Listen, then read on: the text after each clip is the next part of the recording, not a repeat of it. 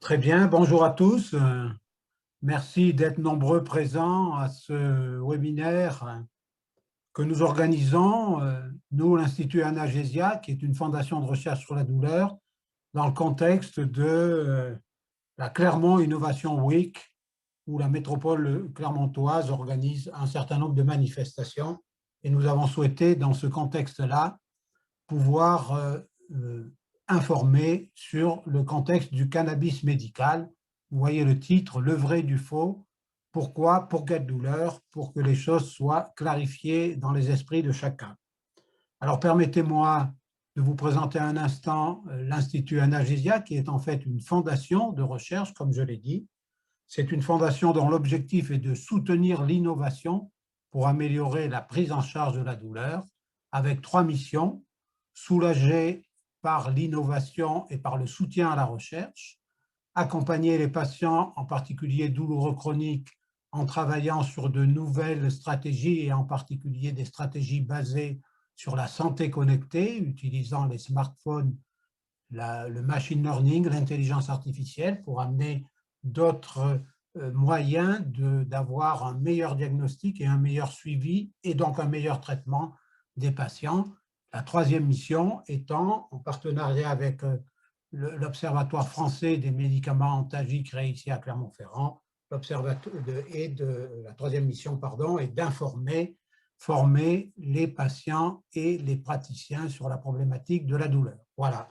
Vous pourrez, si vous souhaitez avoir plus d'informations sur notre fondation, taper sur le net Institut Anagésia et vous aurez toutes les informations que vous souhaitez. Voilà, mais ce soir, l'objectif est de pouvoir échanger et vous présenter, grâce aux membres du comité scientifique de la NSM pour l'expérimentation cannabis médical, comité scientifique dirigé par le professeur Nicolas Autier qui interviendra.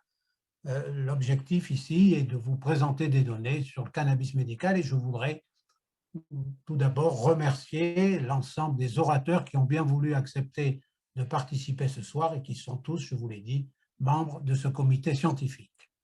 Nous allons donc commencer par une première présentation introductive.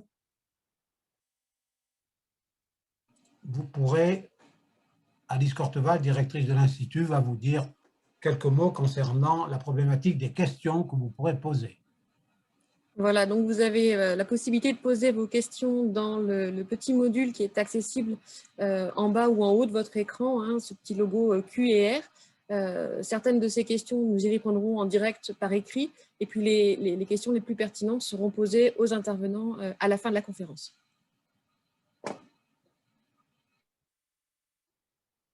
Vous voyez donc ici la présentation de tous les orateurs, ce qui me donne une fois de plus l'occasion de les remercier pour leur présence. Et nous allons commencer par la première présentation. Comment le cannabis module-t-il la perception de la douleur? Je vais essayer de répondre à cette question en 3 points. Tout d'abord, pour vous dire qu'il y a une histoire longue qui concerne la problématique du cannabis médical, qu'il y a des données scientifiques qui sous-tendent l'intérêt du cannabis et de ses dérivés dans la problématique de la gestion de la douleur. Et je finirai par vous évoquer quelques perspectives, mais qui seront surtout développées par mes collègues dans les exposés ultérieurs.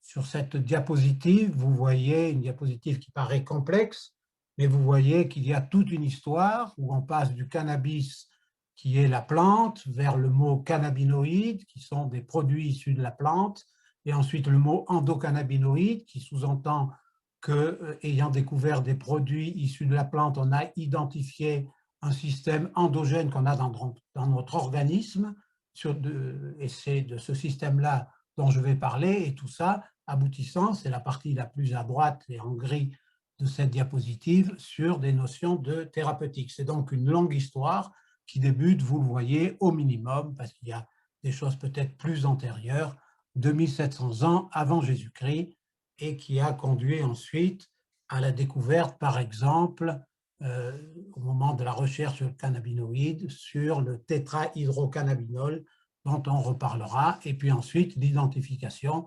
du système endogène, par exemple des récepteurs spécifiques dans notre organisme qui sont capables de recevoir des cannabinoïdes que l'on a dans notre propre organisme, mais je vais y revenir sur les diapos suivantes où je vais vous parler des données plus scientifiques de façon très simple pour vous dire que ce système cannabinoïde endogène est comme d'autres systèmes de neuromédiation dans notre organisme. Il est fait d'enzymes qui permettent de synthétiser des médiateurs qui assurent des relations, par exemple, entre les neurones. Ces médiateurs assurent ces relations grâce à leur action sur des récepteurs. Et lorsque ces médiateurs ont activé ces récepteurs, ils peuvent être dégradés pour ensuite être régénérés potentiellement. C'est ce que représente cette cellule. Vous voyez à l'intérieur de la cellule les mots synthèse, sortie de la cellule, action, et ensuite pénétration dans la cellule pour la dégradation. C'est quelque chose qui est tout à fait classique dans le monde de la médiation, et particulièrement de la médiation au sein du système nerveux, c'est-à-dire la neuromédiation. La prochaine diapositive vous dit un peu plus de choses sur ce système cannabinoïde endogène, encore appelé endocannabinoïde. On vous dit, il est dit ici que c'est un système qui se distingue des autres parce que c'est un système qui libère les médiateurs à la demande. Il n'y a pas de stockage de ces médiateurs. C'est donc des actions qui sont rapides, limitées dans le temps. Ces actions, vous le voyez, touchent une partie importante de notre organisme, le système nerveux certes, mais aussi des éléments périphériques. Et sur la prochaine diapo, vous voyez que les récepteurs, qui sont des récepteurs que l'on appelle CB1 pour cannabinoïde 1 et cannabinoïde 2, voilà les deux récepteurs les plus importants qui reçoivent ces médiateurs endogènes. Eh bien, vous voyez à côté de cette statue quelque part, vous voyez cet homme, vous voyez une répartition des récepteurs qui est large, c'est-à-dire certes au niveau du système nerveux central, mais vous voyez aussi que ça peut être au niveau de la peau et au niveau d'un certain nombre d'organes que vous voyez ici, l'intestin, etc. Ce qui fait que ce système-là n'est pas qu'un système qui travaille au niveau du système nerveux, c'est un système qui régule ce qu'on appelle l'homéostasie, c'est-à-dire l'équilibre de fonctionnement de notre organisme. Et vous avez un certain nombre d'exemples d'actions où il y a une réponse au stress, une réponse sur la vasomotricité, participe à la régulation de la pression artérielle, par exemple. Mais au niveau du système nerveux, bien entendu, ce système-là a des rôles et différents, des rôles qui peuvent être sur la prise de nourriture, qui peuvent être sur la régulation du sommeil, bien entendu sur la problématique de la douleur, je vais en reparler, mais au-delà, des rôles plus complexes sur la mémoire, sur les capacités d'apprentissage, sur les contrôles de l'émotion, l'humeur, etc. Donc, c'est un système qui est très largement répandu dans l'organisme, mais on va se focaliser dans la prochaine diapositive sur le système nerveux lui-même. Ce système nerveux, vous voyez qu'il est donc, pour ce qui concerne le système cannabinoïde, fait de deux médiateurs qui sont présents dans notre organisme. Bon, on les appelle l'anandamine et la 2, peu importe 2-AG, on va l'appeler de façon simple. La formule qui est là vous montre que ce sont des lipides, mais ce que je veux vous dire surtout, c'est que ce sont des médiateurs endogènes comme sont les opioïdes endogènes. Vous connaissez sans doute le nom d'endorphine, le nom d'encéphaline. Vous connaissez aussi ce qu'on appelle des amines endogènes, la noradrénaline, c'est un nom que vous connaissez, la dopamine, la sérotonine. Donc, les cannabinoïdes endogènes sont, comme ces médiateurs, des médiateurs endogènes importants pour notre système nerveux qui permet la transmission et les régulations au sein de notre système nerveux. Et ces trois systèmes que je cite là sont des systèmes qui sont impliqués dans les phénomènes douloureux. Et de façon intéressante, ces systèmes-là, pour ce qui est par exemple des systèmes opioïdes endogènes, eh bien, sont activés par des produits que vous connaissez, des antalgiques que vous connaissez, c'est la morphine et les autres opioïdes.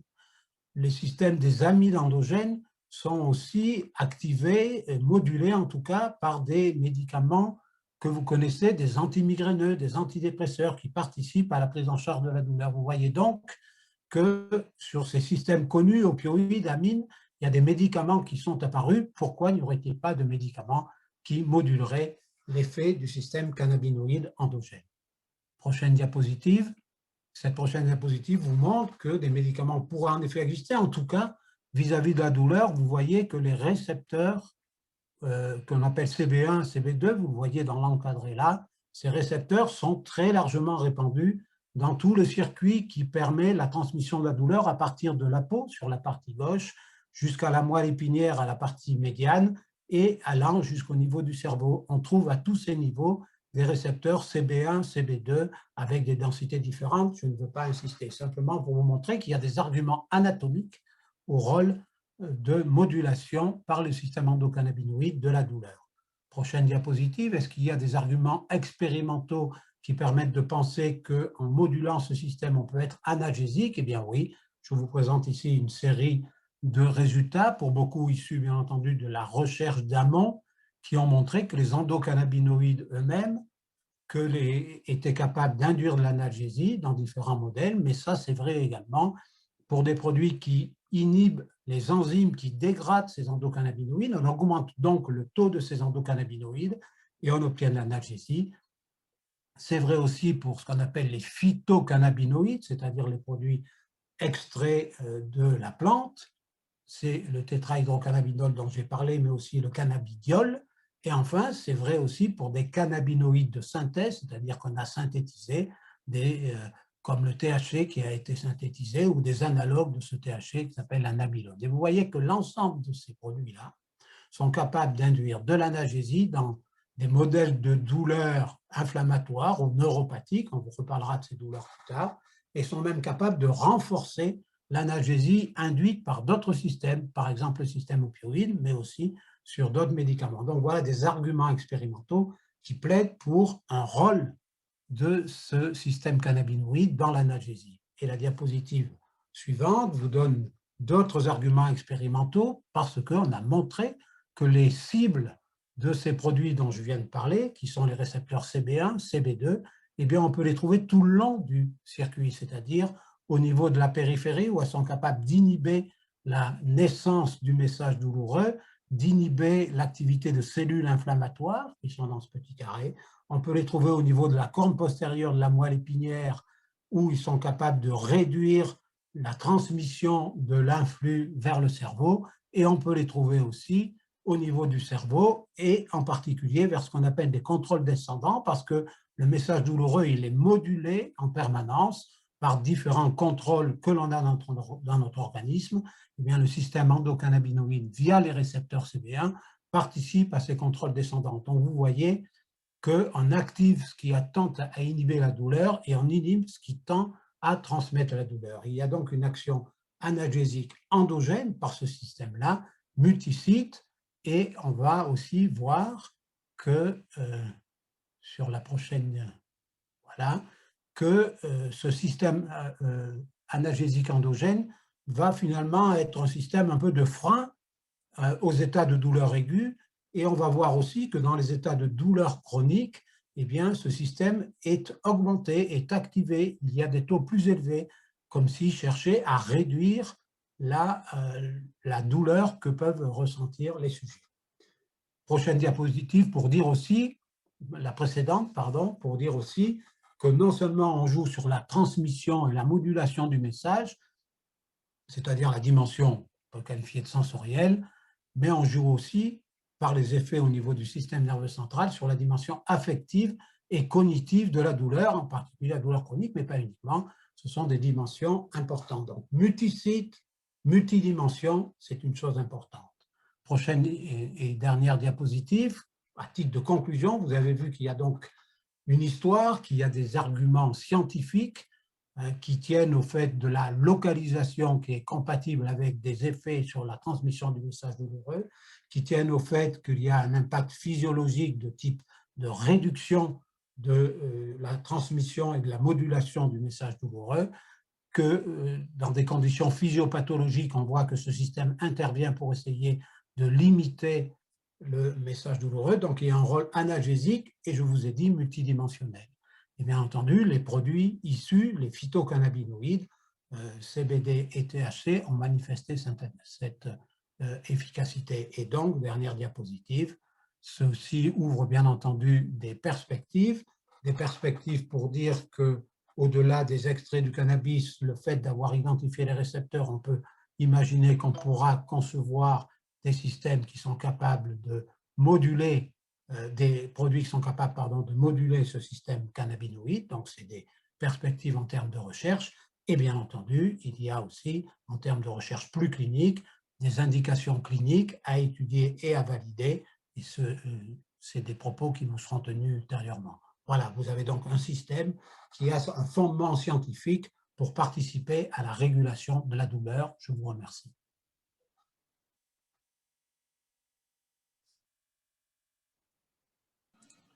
Merci Alain. On va donner la parole au professeur Nicolas Authier. Peut-être avant que Nicolas entame sa présentation, je me permets juste une petite précision sur les questions. Hein. L'objectif du temps d'échange de questions-réponses qui aura lieu à la fin de la conférence, c'est bien d'aborder des sujets globaux qui peuvent intéresser un maximum de personnes qui participent à cette conférence. Et donc, on ne pourra pas répondre, bien sûr, à des questions d'ordre très individuel sur une éligibilité d'une personne à l'utilisation du cannabis ou à la participation à l'expérimentation nationale. Ça, c'est des éléments à discuter avec votre médecin. Et puis, je pense que Nicolas va présenter pendant son topo un petit peu quelles sont les orientations à suivre pour bénéficier de cette expérimentation. Voilà. Nicolas, tu peux y aller. Merci Alice. Donc je vais vous présenter un petit peu ce que c'est cette expérimentation, parce que je sais que ce n'est pas forcément clair pour tout le monde, ne serait-ce que ce terme d'expérimentation qui peut faire penser d'un côté à de la recherche ou à d'autres dispositifs, et puis je vous expliquer comment ça s'est mis en place et à quoi ça correspond en pratique maintenant, cette expérimentation qui a débuté donc il y a de cela quelques jours. La diapo suivante. Alors, juste quelques dates. D'abord, vous dire que ce projet de réflexion officielle autour de l'usage médical du cannabis a débuté en juillet 2018, lorsque le ministère des Solidarités et de la Santé a officialisé la création d'un comité scientifique au sein de l'ANSM, comité qui a commencé à se réunir en septembre 2018, et pour lequel l'Agence du médicament a posé un certain nombre de questions, et notamment lui a posé la question de la pertinence de donner accès au cannabis à visée médicale et des questions sur la faisabilité justement de cette mise à disposition en France. À l'époque, on parlait, vous voyez, de cannabis thérapeutique, c'est le terme exact de l'intitulé du comité scientifique, et puis vous verrez que ce terme a un peu évolué vers le cannabis médical, je vous expliquerai pourquoi. En décembre 2018, ce comité a rendu des premières conclusions concernant la pertinence. On était parti d'une feuille blanche, hein, sans avis fondés au départ. On s'est plongé dans les données scientifiques, on a auditionné de nombreuses sociétés savantes, des académies, médecine, pharmacie, et des associations de patients aussi, dans différentes indications, mais aussi des patients qui militent pour cet usage du cannabis médical. Et donc, on a retenu collégialement dans ce comité 5 indications qui sont des situations réfractaires au traitement habituel, la plupart du temps de première et deuxième intention. Et on a retenu aussi que le cannabis médical ou thérapeutique ne serait pas un cannabis fumé sous la forme de joint. Et donc, il faudrait l'envisager d'une autre manière en termes de voie d'administration. Et ensuite, à cette pertinence retenue, eh bien, des questions de faisabilité ont été discutées et présentées en juin 2019 à l'Agence du médicament, qui ont fait émerger une proposition d'expérimentation nationale de politique publique. Donc, c'est une expérimentation au sens où le prévoit la Constitution française. On n'est pas du tout dans un essai clinique, on n'est pas du tout dans de la recherche clinique qui viserait à prouver l'efficacité du cannabis, mais ça va, vous allez le voir, évaluer un dispositif d'accès au cannabis médical en France. Et puis, donc, de septembre 2019 à mars 2021, il y a eu un deuxième comité scientifique qui, lui, s'est mis en marche pour la mise en œuvre de l'expérimentation, c'est-à-dire en pratique, qu'est-ce qu'il faut qu'on fasse pour donner accès à ces produits. Eh bien, d'abord, il faut former, donc différents cahiers des charges sur la formation des professionnels de santé, un cahier des charges sur un registre, parce qu'il avait été décidé qu'on collecterait des données dans un registre informatique, et puis un cahier des charges notamment sur les produits qui seront sélectionnés dans le cadre d'un appel d'offres de l'Agence du médicament. Alors, cette expérimentation de politique publique, je vous l'ai dit, ce n'est pas un essai clinique. Elle a été inscrite d'abord dans la loi de financement de la sécurité sociale par, à l'époque, le député Olivier Véran, le 24 décembre 2019, et puis autorisée ensuite par un décret, car actuellement, le cannabis n'est pas légal en France, il ne l'est toujours pas, y compris à visée médicale. Donc, il est possible uniquement dans le cadre de cette expérimentation d'y avoir accès depuis ce décret du 7 octobre 2020. L'objectif de cette expérimentation, je vous l'ai dit, ce n'est pas d'évaluer le bénéfice du cannabis médical. Ça a été évalué sur des données scientifiques et puis à partir des données aussi d'autres pays, de nombreux autres pays qui ont débuté ce type d'accessibilité, mais de travailler sur les conditions d'accès à ces produits de santé et notamment sur le circuit de prescription et le circuit de dispensation de ce cannabis médical. Bien sûr, on a eu envie quand même de collecter des données et ce registre, il sert à ça. C'est le registre que vont renseigner les médecins et les pharmaciens. Et de temps en temps, on va poser aux patients des questions un peu plus poussées avec des échelles, notamment d'évaluation, comme on le fait dans le cadre de la recherche, par exemple, pour avoir des données complémentaires concernant le bénéfice-risque de ces produits à base de cannabis. Diapo suivante.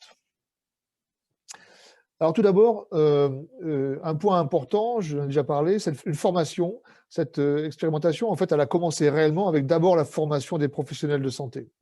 Cette formation, elle est décisive, elle est cruciale parce que sans formation, on considérait qu'il n'était pas possible d'avoir un accès réel en fait, à tous les patients qui devraient pouvoir en disposer au cannabis médical. C'est-à-dire que sans formation, pas de prescription, pas de dispensation. Puisqu'on parle d'un cannabis médical et pas uniquement thérapeutique, c'est-à-dire un cannabis qui se trouve encadré par un dispositif comparable à des médicaments. Cette formation, elle est gratuite, proposée à tous les professionnels de santé qui vont s'engager dans l'expérimentation et elle est obligatoire. Si on ne suit pas cette formation, eh bien, diapo précédente, parce que là, merci, elle est obligatoire parce qu'effectivement, elle permet de s'assurer qu'il y ait une uniformité de formation des différents professionnels qui n'ont jamais été formés d'ailleurs à cela.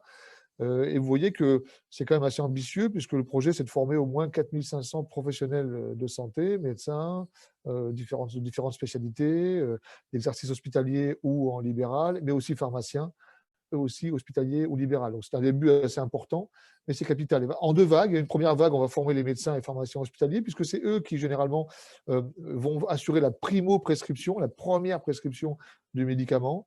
Et puis ensuite, en fonction des patients qui vont être inclus, eh bien, on formera au fur et à mesure leurs médecins traitants, on formera leurs pharmaciens d'officine, parce que l'objectif quand même, c'est de ne pas créer un dispositif très différent de ce qui existe actuellement et de faire en sorte que ces patients soient suivis par leurs médecins traitants habituels et leurs pharmaciens d'officine habituels si le traitement s'avère efficace.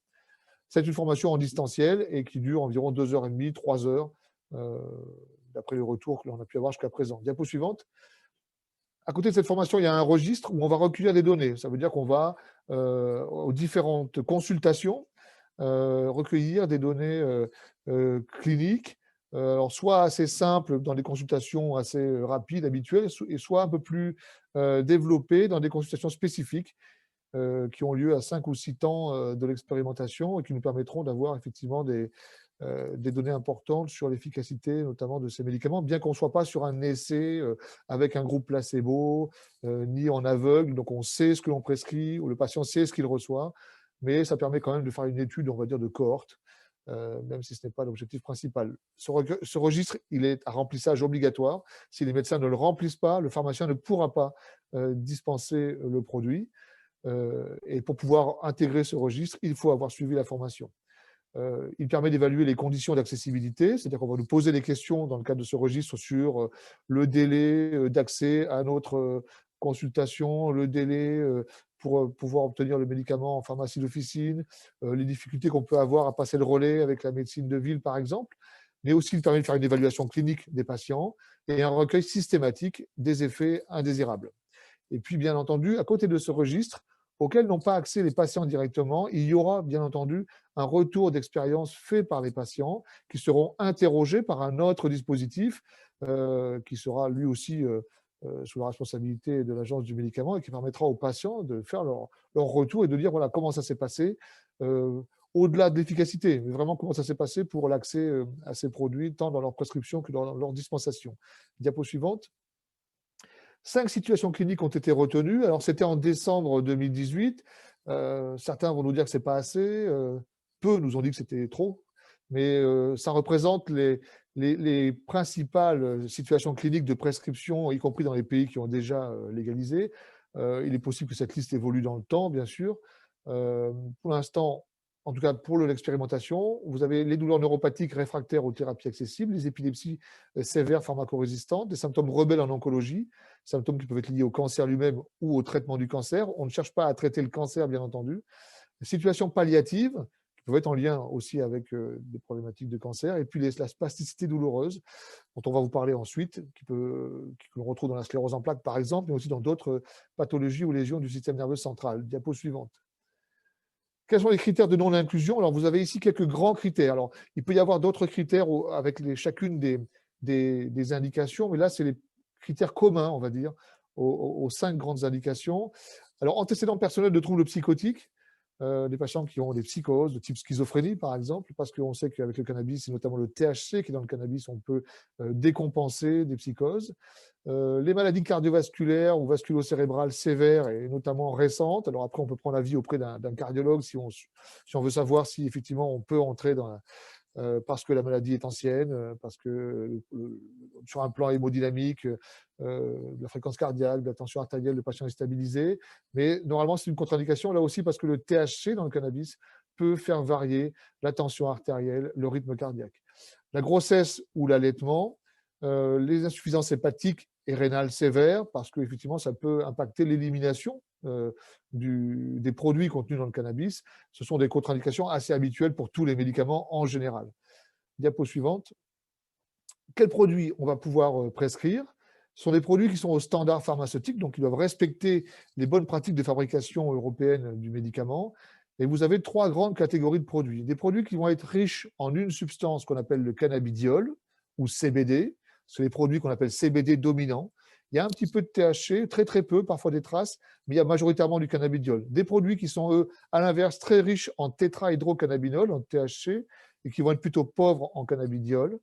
Et puis des produits qui sont équilibrés, qui contiennent une concentration à peu près équivalente en cannabidiol et en THC. Vous voyez qu'on ne parle que de ces 2 substances parce que pour l'instant, les indications et la recherche qui peut être effectuée permet de caractériser les produits en fonction des ratios entre CBD et THC. L'avenir sera probablement différent parce qu'il y a de nombreux autres cannabinoïdes présents dans la plante, des dizaines d'autres. Il y a aussi des terpènes. Et peut-être que dans l'avenir, on identifiera d'autres substances qui jouent un rôle thérapeutique potentiellement dans ces produits. Ce sont des produits qui suivent la réglementation des médicaments stupéfiants et ils vont se présenter sous 2 formes. Actuellement, on les a sous forme d'huile. Ce sont des huiles à ingérer avec des pipettes graduées et on va progressivement augmenter la posologie, très progressivement. Et ça, c'est ce qu'on appelle le traitement de fond. Un traitement de fond pour une maladie chronique. Et on va commencer par cela. Et puis ensuite, dans un second temps, on pourra avoir accès à des fleurs, probablement à partir de l'été 2021, parce que là, ça nécessite de mettre à disposition des patients un dispositif de vaporisation pour ne pas consommer ces fleurs par combustion sous forme de joint, mais les vaporiser, c'est-à-dire en les chauffant à environ 190-200 degrés, juste pour extraire les substances actives et sans entraîner d'irritation ou de lésions liées à des substances toxiques. Mais les fleurs, c'est un traitement plutôt de crise. Ce n'est pas un traitement de fond parce qu'on va avoir un effet très rapide, contrairement aux huiles, mais qui ne sera pas forcément aussi durable dans le temps qu'avec les huiles. Diapo suivante. Quel parcours de soins pour les patients? Eh bien, tout d'abord, la première prescription, je vous l'ai dit, elle devra avoir lieu dans une structure hospitalière. Il y a 215 structures hospitalières qui se sont portées volontaires en France métropolitaine et en Outre-mer, puisqu'on a aussi la Guyane, Martinique et la Réunion qui participent à cette expérimentation.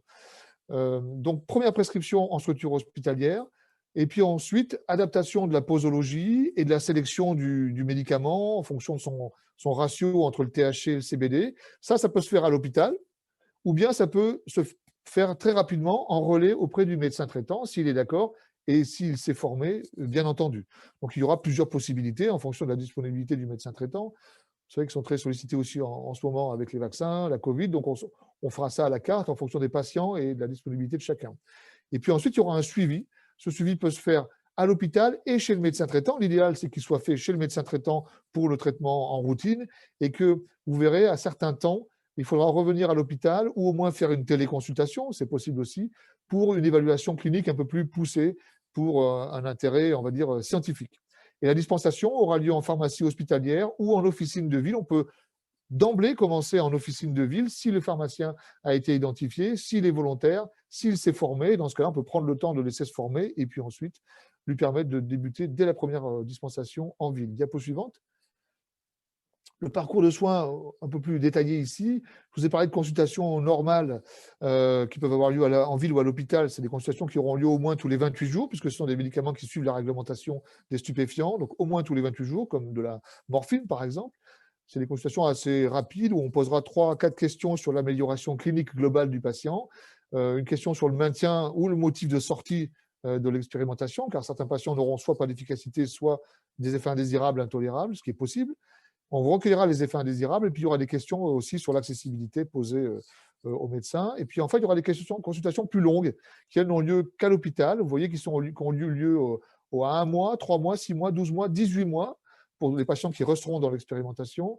Et où là, on posera des questions plus détaillées sur l'efficacité, mais on continuera de recueillir les effets indésirables et aussi d'avoir des questions sur l'accessibilité. Diapo suivante.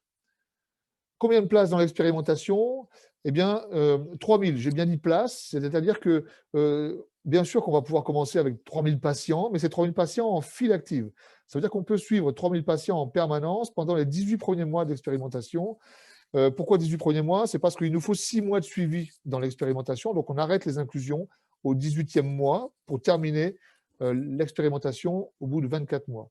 3000 places, ça veut dire aussi que quand un patient quittera malheureusement parce que le produit s'avère inefficace ou parce que le produit est mal supporté, cette expérimentation, il libérera une place pour un autre patient dans son indication. Donc probablement qu'on va traiter plus de 3000 patients, et je l'espère, pendant ces 2 années. Vous voyez ici le nombre de places qui sont déjà fléchées dans les différentes indications. Donc c'est un nombre de places sur le territoire français, hein, à répartir parmi les 215 structures hospitalières. Donc, ça veut dire qu'au sein des différentes structures, on n'a pas beaucoup de place, malheureusement. Et on va avoir, ça va de 8 à 12, 13 places par structure possible proposées aux patients pour cette expérimentation. Diapo suivante. Comment intégrer l'expérimentation? C'est une question qui revient souvent, bien entendu. Eh bien, d'abord, en fonction de là où on habite, je pense qu'il faut d'abord aller voir les données sur le site de l'Agence du médicament. Je vous ai mis l'adresse ici, mais vous la trouverez facilement en tapant ANSM sur votre site, comment on appelle ça, votre ordinateur, pour étudier la cartographie des structures hospitalières. Il y a des cartes qui sont à votre disposition avec les coordonnées des différentes structures en fonction des 5 indications. Et à partir de là, vous pouvez contacter votre médecin traitant pour vérifier votre éligibilité à cette expérimentation. C'est-à-dire, est-ce que vous êtes bien dans les critères d'inclusion, mais aussi, est-ce que vous n'avez pas les critères de non-inclusion? Ou contacter directement votre médecin hospitalier si vous êtes suivi par l'une de ces structures déjà et lui poser la question. Alors peut-être que vous ne serez pas inclus tout de suite, mais peut-être que vous pourrez être sur une liste d'attente, effectivement, au cas où une place se libère.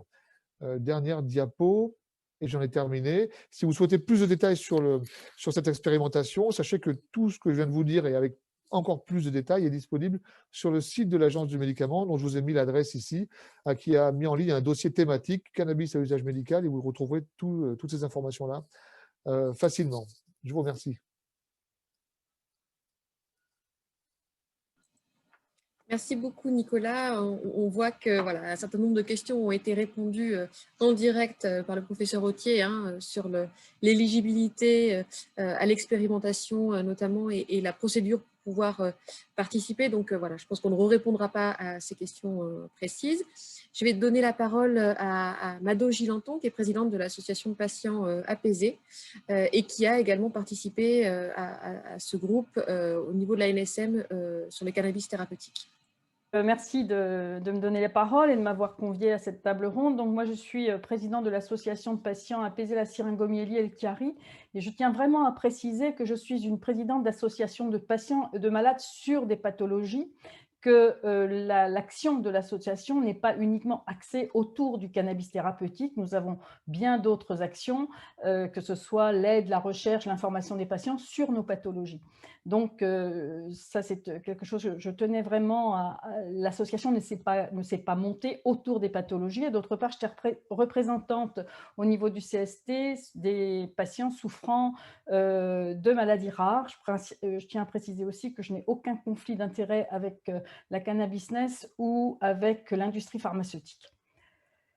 Cela dit, je voulais expliquer pourquoi, effectivement, pourquoi l'association Apaiser la syringomyélie et le Chiari est arrivée dans ce combat à un moment donné, dans cette implication.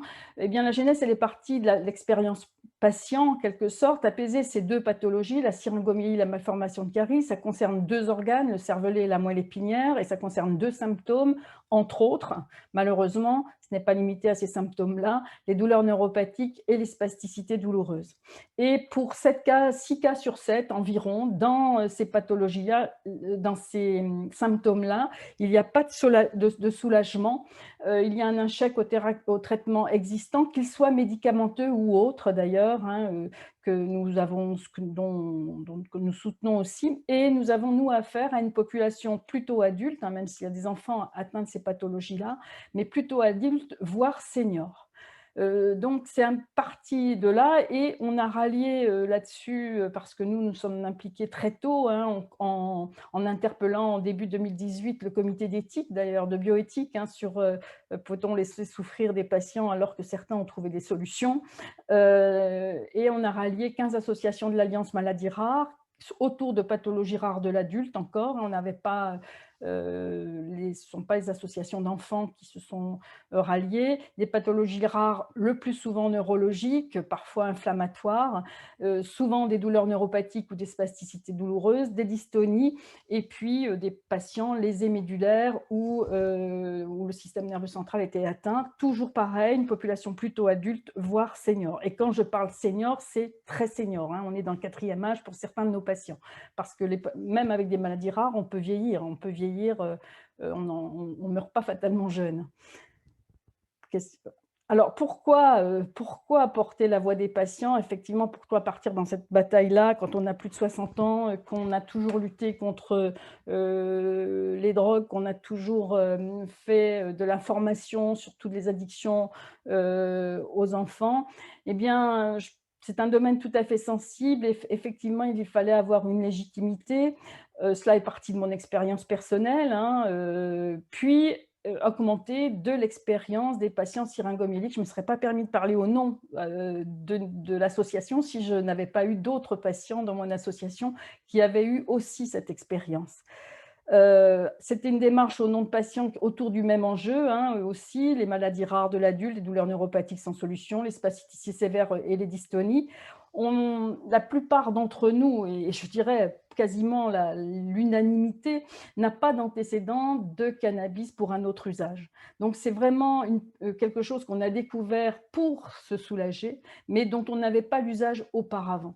Et même certains d'entre nous avaient des défiances, certains dont je fais partie d'ailleurs, hein.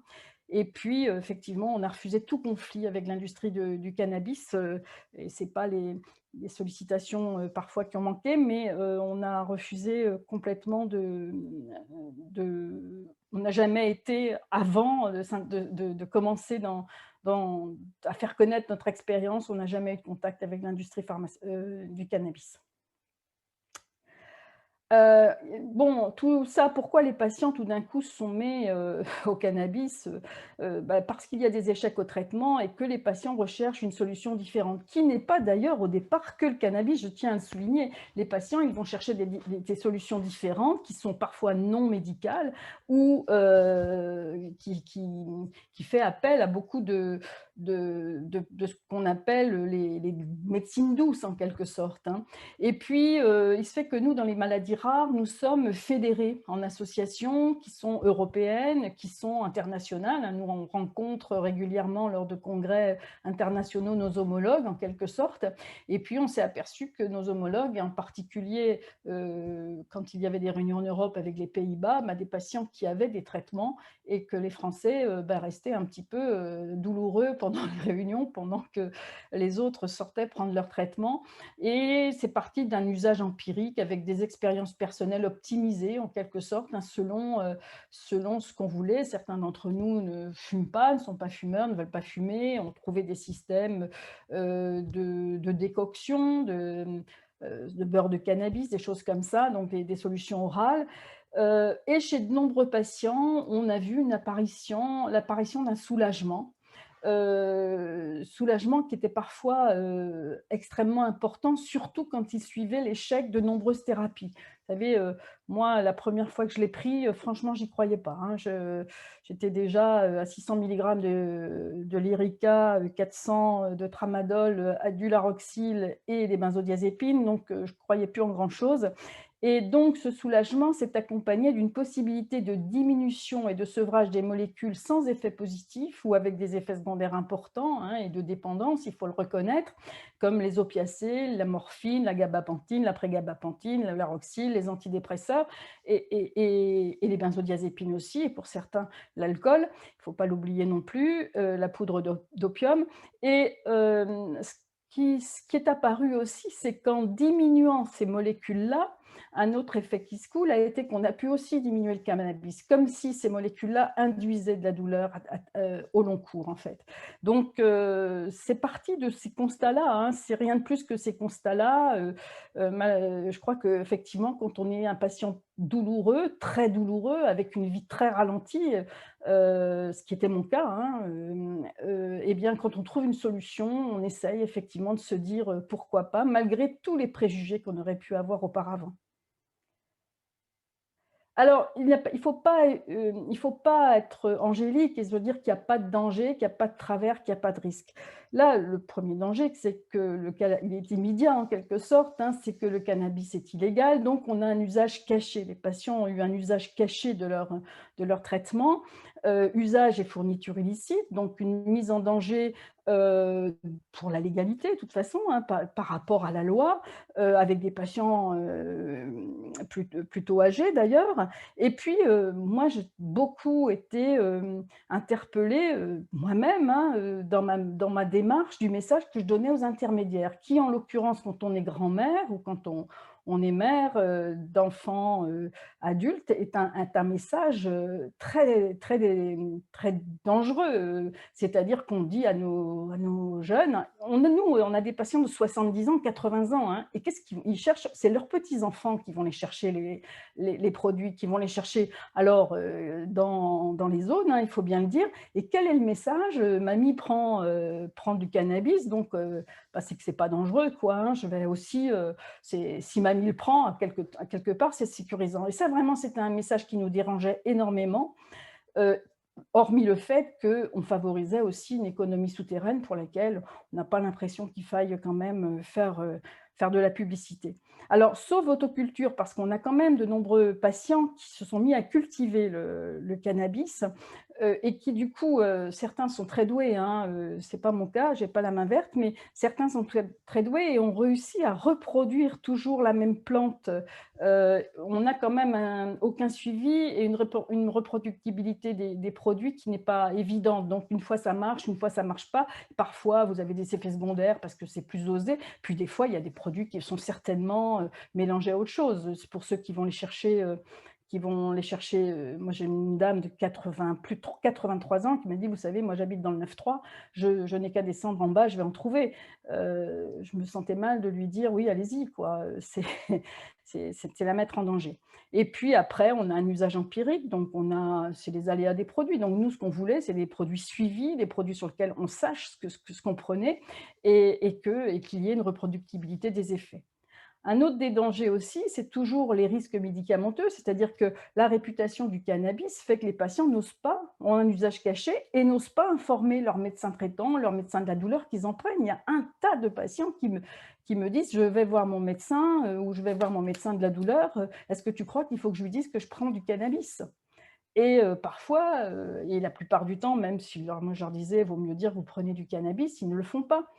Donc, il n'y a pas d'accompagnement médical auprès de patients qui sont souvent polymédicamentés. Hein. Il y a des pathologies dans les maladies rares où les patients ont d'autres traitements. Et puis, les patients peuvent avoir malheureusement une maladie rare et une maladie cardiovasculaire, par exemple, ou une maladie rare et un cancer. Et effectivement, on était avec des patients polymédicamentés. Après, il faut savoir qu'il y a une méconnaissance totale ou simplement partielle de la plupart des médecins sur le cannabis à visée thérapeutique. Moi, je m'en suis aperçue quand j'ai commencé à m'y intéresser et à en parler et à être sur des écrans. Ce fait que je suis entourée d'un milieu médical et j'avais l'impression de faire des conférences à table, hein, parce que les médecins ne connaissent pas le cannabis et ne savaient pas quelles étaient les différences des différents cannabinoïdes, le système endocannabinoïde dont nous a parlé M. Escalier au départ de la conférence. Donc, c'est vraiment ces risques-là, toutes ces choses-là qui ont fait qu'à un moment donné, il fallait y aller, quoi. Et de toute façon, avec ou sans médecin, il faut bien se dire que les patients feront usage de plus en plus de cannabis à visée thérapeutique. D'ailleurs, je crois qu'il y a un petit créneau business en ce moment là-dessus, qui n'est pas tout à fait du cannabis thérapeutique. Et on voit fleurir ce mot thérapeutique à tous les coins de rue, et surtout, et c'en est pas. Donc, c'est aussi quelque chose qui est à définir. On va passer. Alors, les attentes, bien sûr, c'est une nouvelle voie de traitement et j'entends dire l'attente est importante, l'attente est trop importante, les patients vont être déçus. Les patients, ils attendent toujours. Ils attendent beaucoup déjà de leur premier rendez-vous au centre antidouleur, qu'ils ont parfois au bout de 8, 10, 11, 12 mois, ils en attendent beaucoup et à chaque fois qu'on leur présente une nouvelle molécule, ils en attendent. Ils attendent beaucoup aussi de l'hypnose, ils attendent aussi beaucoup de la RTMS, et parfois ils sont déçus et parfois ils ne le sont pas. Et sans doute qu'ici aussi, il y aura peut-être des déceptions. Peut-être qu'il va falloir au départ, c'est particulier le cannabis. Donc effectivement, comme l'expliquait tout à l'heure Nicolas Autier, entre les ratios et tout ça, il va peut-être falloir au départ adapter. Donc, effectivement, des traitements adaptés, c'est de la médecine personnalisée selon chaque cas, avec un suivi médical. C'était aussi sortir de l'égalité. C'est une voie de plus de traitement. C'est une attente importante, mais pas disproportionnée. Hein. Les patients disent « je veux essayer ». Qui ne tentent rien n'a rien. Et puis, c'est vrai que les patients aussi qui utilisent déjà du cannabis attendent le remboursement parce que malheureusement, quand on a un handicap, c'est souvent le cas avec les maladies rares, eh bien, ça coûte cher. Ça coûte cher et les patients n'arrivent pas à se traiter puisqu'ils sont souvent en invalidité. Puis, il y a quand même aussi un besoin d'études et de recherche, hein, et ça serait effectivement bien d'avoir des protocoles, en quelque sorte, des protocoles de prescription. Pourquoi aussi, moi j'ai été très soutenante de l'expérimentation, c'est que il se fait que je suis allée à Bruxelles, voir les autres pays, on parle des autres pays européens et ben oui, mais quand il n'y a pas de prescripteur, il n'y a pas de prescription. Et c'est ce qui s'est passé en Angleterre. On a beau nous dire, il y a l'expérimentation, il y a dans les autres pays, on a les retours et tout ça. En Angleterre, au bout d'un an, ils avaient eu 14 prescriptions. Pourquoi? Parce qu'il n'y avait pas de prescripteur, parce qu'il n'y avait pas de formation. Et que l'important au départ est effectivement de sécuriser les médecins, les prescripteurs, de sécuriser la prescription, de sécuriser la dispensation, parce que ça ne se fait pas comme ça, parce que c'est un sujet sensible et qu'il faut malgré tout se mobiliser là-dessus. Il faut aussi avoir, et c'est dans tous les médicaments, là on est dans le cannabis, mais dans les autres médicaments c'est pareil, les prescripteurs ne se mettent pas d'emblée tous sur une nouvelle molécule, donc il faut avoir un exemple de précurseur en quelque sorte, et là je pense que ce sont les médecins et les centres volontaires qui le seront, une formation qui soit reproductible, expérimentée et ajustée, donc avec la formation qui a été faite au niveau de la NSM, c'est le but. Bon, bien sûr qu'on a le regret d'avoir seulement 3000 patients et un budget restreint, bien sûr qu'on aurait voulu avoir plus, mais bon, il faut bien un début. Bien sûr aussi qu'on a la volonté d'une régulation de la prescription dès les premières conclusions de cette expérimentation. On ne veut pas que ce soit un one-shot et puis que ça ne se poursuive pas. Et puis, bien sûr, nous sommes tout à fait d'accord avec l'importance de valoriser une production française de qualité du cannabis thérapeutique. D'ailleurs, il faut bien dire que dans cette démarche, nous avons bien été aidés par les élus qui se sont battus aussi pour l'arrivée de ce cannabis thérapeutique. Voilà un petit peu ce que je voulais vous dire. Moi, je suis bretonne et c'est vrai que cette expérimentation, on a des critiques d'un côté ou des critiques de l'autre. Moi, il y a un proverbe breton qui dit qu'on aille au bout du champ ou au bout du monde, le premier pas est toujours de la même longueur. Et je crois que là, il était important de faire le premier pas. Je vous remercie. Merci beaucoup, Mado. On voit bien hein, que voilà, l'expérimentation qui vient de débuter, c'est ce fameux premier pas dont vous parlez. Voilà, et qu'on espère qu'il se poursuivra de nombreux autres pas. On va donner la parole à... Merci, Mado. On va donner la parole au professeur Nadine Attal. Alors, on va rentrer maintenant vraiment dans une présentation un petit peu plus applicative des indications qui ont été retenues dans le cadre de cette expérimentation du cannabis médical. Et donc, le professeur Nadine Attal, qui est médecin au Centre d'évaluation et de traitement de la douleur au CHU d'Ambroise Paré à Paris, va vous parler plus spécifiquement de cette indication sur les douleurs neuropathiques.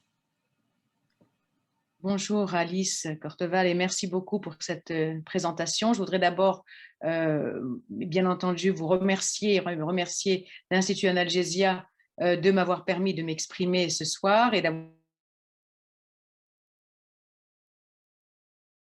utile pour le grand public, pour mieux comprendre les enjeux concernant bien entendu l'expérimentation, mais aussi plus généralement l'intérêt ou les limites du cannabis médical dans un certain nombre d'indications thérapeutiques. Je suis neurologue et je suis donc responsable d'une structure de lutte contre la douleur. Ici le neuropathique qui, comme vous l'a rappelé Nicolas Autier, fait partie des indications privilégiées dans le cadre de l'expérimentation. Rappeler d'abord évidemment de quoi il s'agit, de quel type de douleur on parle en ce moment. Eh bien, comme vous le voyez dans cette diapositive, il n'y a pas une, mais plusieurs types de douleurs neuropathiques. La douleur neuropathique est définie communément comme une douleur liée à une maladie ou une lésion des systèmes somatosensoriels, c'est-à-dire dès qu'il y a une atteinte du système nerveux, on peut avoir une douleur neuropathique. Ce sont donc des douleurs très particulières. Hein. Ça représente un quart des patients qui ont des douleurs chroniques en France et environ 5% de la population française âgée de 18 ans et plus souffre de douleurs de caractéristiques neuropathiques. Donc, c'est évidemment pas une rareté, mais c'est moins fréquent que les douleurs d'arthrose, par exemple, ou les douleurs lombaires, ou même les douleurs cancéreuses. Alors, parmi les douleurs neuropathiques, on a ce qu'on appelle les douleurs liées aux lésions du système nerveux périphérique, qui sont à gauche ici, et les douleurs centrales à droite. Parmi les douleurs que vous voyez à gauche, il y a des douleurs très neurologiques, comme par exemple ce qu'on appelle la polyneuropathie ou la neuropathie ou polynévrite liée au diabète, maladie donc qui peut être grave, ou alors éventuellement les neuropathies liées au sida, les neuropathies des chimiothérapies. Il y en a aussi qui sont moins neurologiques et qu'on voit dans énormément d'autres contextes, par exemple les douleurs après un zona, qu'on appelle douleurs post-zostériennes, qui touchent un sous-groupe de personnes, mais on a des choses encore beaucoup plus banales, comme les douleurs chroniques post-chirurgicales, dont presque la moitié sont neuropathiques. Ça peut être après n'importe quelle chirurgie. Et enfin, les douleurs radiculaires. Alors, on a tout le monde connaît la sciatique aiguë, la sciatique par hernie discale. De temps en temps, malheureusement, les sciatiques se chronicisent, elles deviennent chroniques, c'est-à-dire des douleurs qui durent plus de 3 mois. Et là, on parle souvent de douleurs neuropathiques. Et puis, il y a les lésions du système nerveux central. Ce sera d'ailleurs aussi abordé dans le cadre de la spasticité parce que très souvent, ces patients ont de la douleur neuropathique, mais ont aussi des douleurs de spasticité. Alors, il y a 3 grands cadres. La sclérose en plaques, qui peut donner des douleurs neuropathiques dans plus d'un tiers des cas. Les lésions de la moelle épinière, que ce soit les paraplégiques, les tétraplégiques ou des lésions plus rares dont parlait Mado tout à l'heure, qui sont notamment les douleurs après accident vascular, qui représente jusqu'à 8% des accidents. Diapositive suivante. Alors, très important aussi de savoir que ces douleurs neuropathiques, elles ne ressemblent pas aux autres. Il est donc très important de ne pas les négliger, de les dépister. On parlait tout à l'heure de l'expérimentation. On aura des outils permettant de bien reconnaître ces douleurs. Ce ne sont pas n'importe quelles douleurs. Elles ont des caractéristiques cliniques qui les différencient, par exemple des douleurs d'arthrose, et qui sont similaires quelle que soit la nature, quelle que soit l'origine de la douleur. Et voyez ici, par exemple, les symptômes dont se plaignent les patients qui sont très caractéristiques de ces douleurs, des douleurs neuropathiques, donc des symptômes de type décharge électrique, fourmillement, démangeaison, froid douloureux, mais encore plus fréquemment brûlure, picotement, engourdissement. Et ces symptômes ont fait l'objet d'études, et il y a plusieurs années, plusieurs équipes, dont les nôtres, ont montré qu'il y avait des questionnaires très simples, comme le questionnaire par exemple DN4, qui permettait, en utilisant d'ailleurs ces symptômes et avec un petit examen clinique très restreint, eh bien de dépister ces douleurs, quand on a une douleur chronique, donc dépister la composante neuropathique avec une très grande sensibilité et spécificité. Alors, je vais quand même dire un petit mot de la fibromyalgie, parce que j'ai vu énormément de questions sur la fibromyalgie dans ce webinaire. Eh bien, la fibromyalgie, au jour d'aujourd'hui, n'est pas considérée comme une douleur neuropathique, même si, il faut le reconnaître, il y a beaucoup de similitudes en termes de symptômes et même de mécanismes. Mais ce n'est pas une douleur neuropathique parce qu'il n'y a pas de lésion identifiable dans la fibromyalgie. On parle d'ailleurs de douleurs nociplastiques, c'est le mot maintenant, pour dire que ce sont des douleurs sans lésion. Et à ce jour, malheureusement, on peut le partie de l'expérimentation cannabis, parce que les données probantes, les données dont je vais parler dans quelques instants, sont encore plus rares dans le domaine de la fibromyalgie que dans les autres domaines de la douleur. Diapositive suivante. Alors, des effets analgésiques bien établis en préclinique, c'est vrai qu'il y a eu beaucoup d'études chez l'animal, peu importe, mais qu'est-ce qu'il en est en clinique? Eh bien, je voudrais un peu vous montrer des revues, des études systématiques, des recommandations. Bien entendu, je vais les digérer pour vous, je vais les résumer, parce qu'il y en a eu énormément. Et ce qui est important, et ça c'est très important, c'est que ce n'est pas parce qu'il y a des revues qu'elles sont toutes concordantes d'une part, et ce n'est pas parce qu'il y a des revues que… est-ce qu'on peut revenir en arrière? Oui, que ça règle les problèmes. Ici, il y a 3 revues qui ont fait beaucoup l'objet de présentations à des congrès parce qu'elles sont très importantes, qui essayent de montrer l'intérêt du cannabis dans plusieurs types de douleurs. Voilà, la première revue, quand on le voit, c'est une revue de revue, donc c'est encore plus compliqué, mais elle ne distingue pas entre les différents produits et elle ne distingue pas les types de douleurs, donc ni la douleur neuropathique ni les autres. La deuxième, c'est la marijuana, c'est le cannabis inhalé. Et c'est une revue qui est très favorable au cannabis, mais là, il s'agit de la marijuana inhalée à très court terme.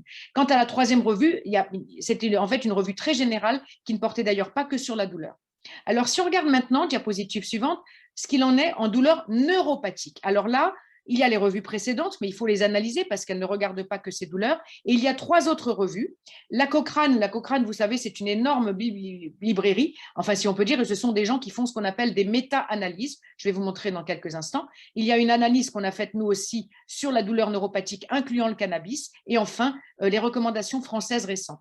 Et on a étudié 2 types de produits. D'une part, le Sativex, dont on parlait tout à l'heure, c'est le nabiximol. C'est en fait un ratio 1/1, THC-CBD 1,1, qui peut être disponible. Et d'autre part, le dronabinol, qui est un THC de synthèse, donc c'est un produit, un cannabinoïde synthétique. C'est les 2 qui ont été étudiés dans les douleurs neuropathiques à ce jour, essentiellement, de très très loin.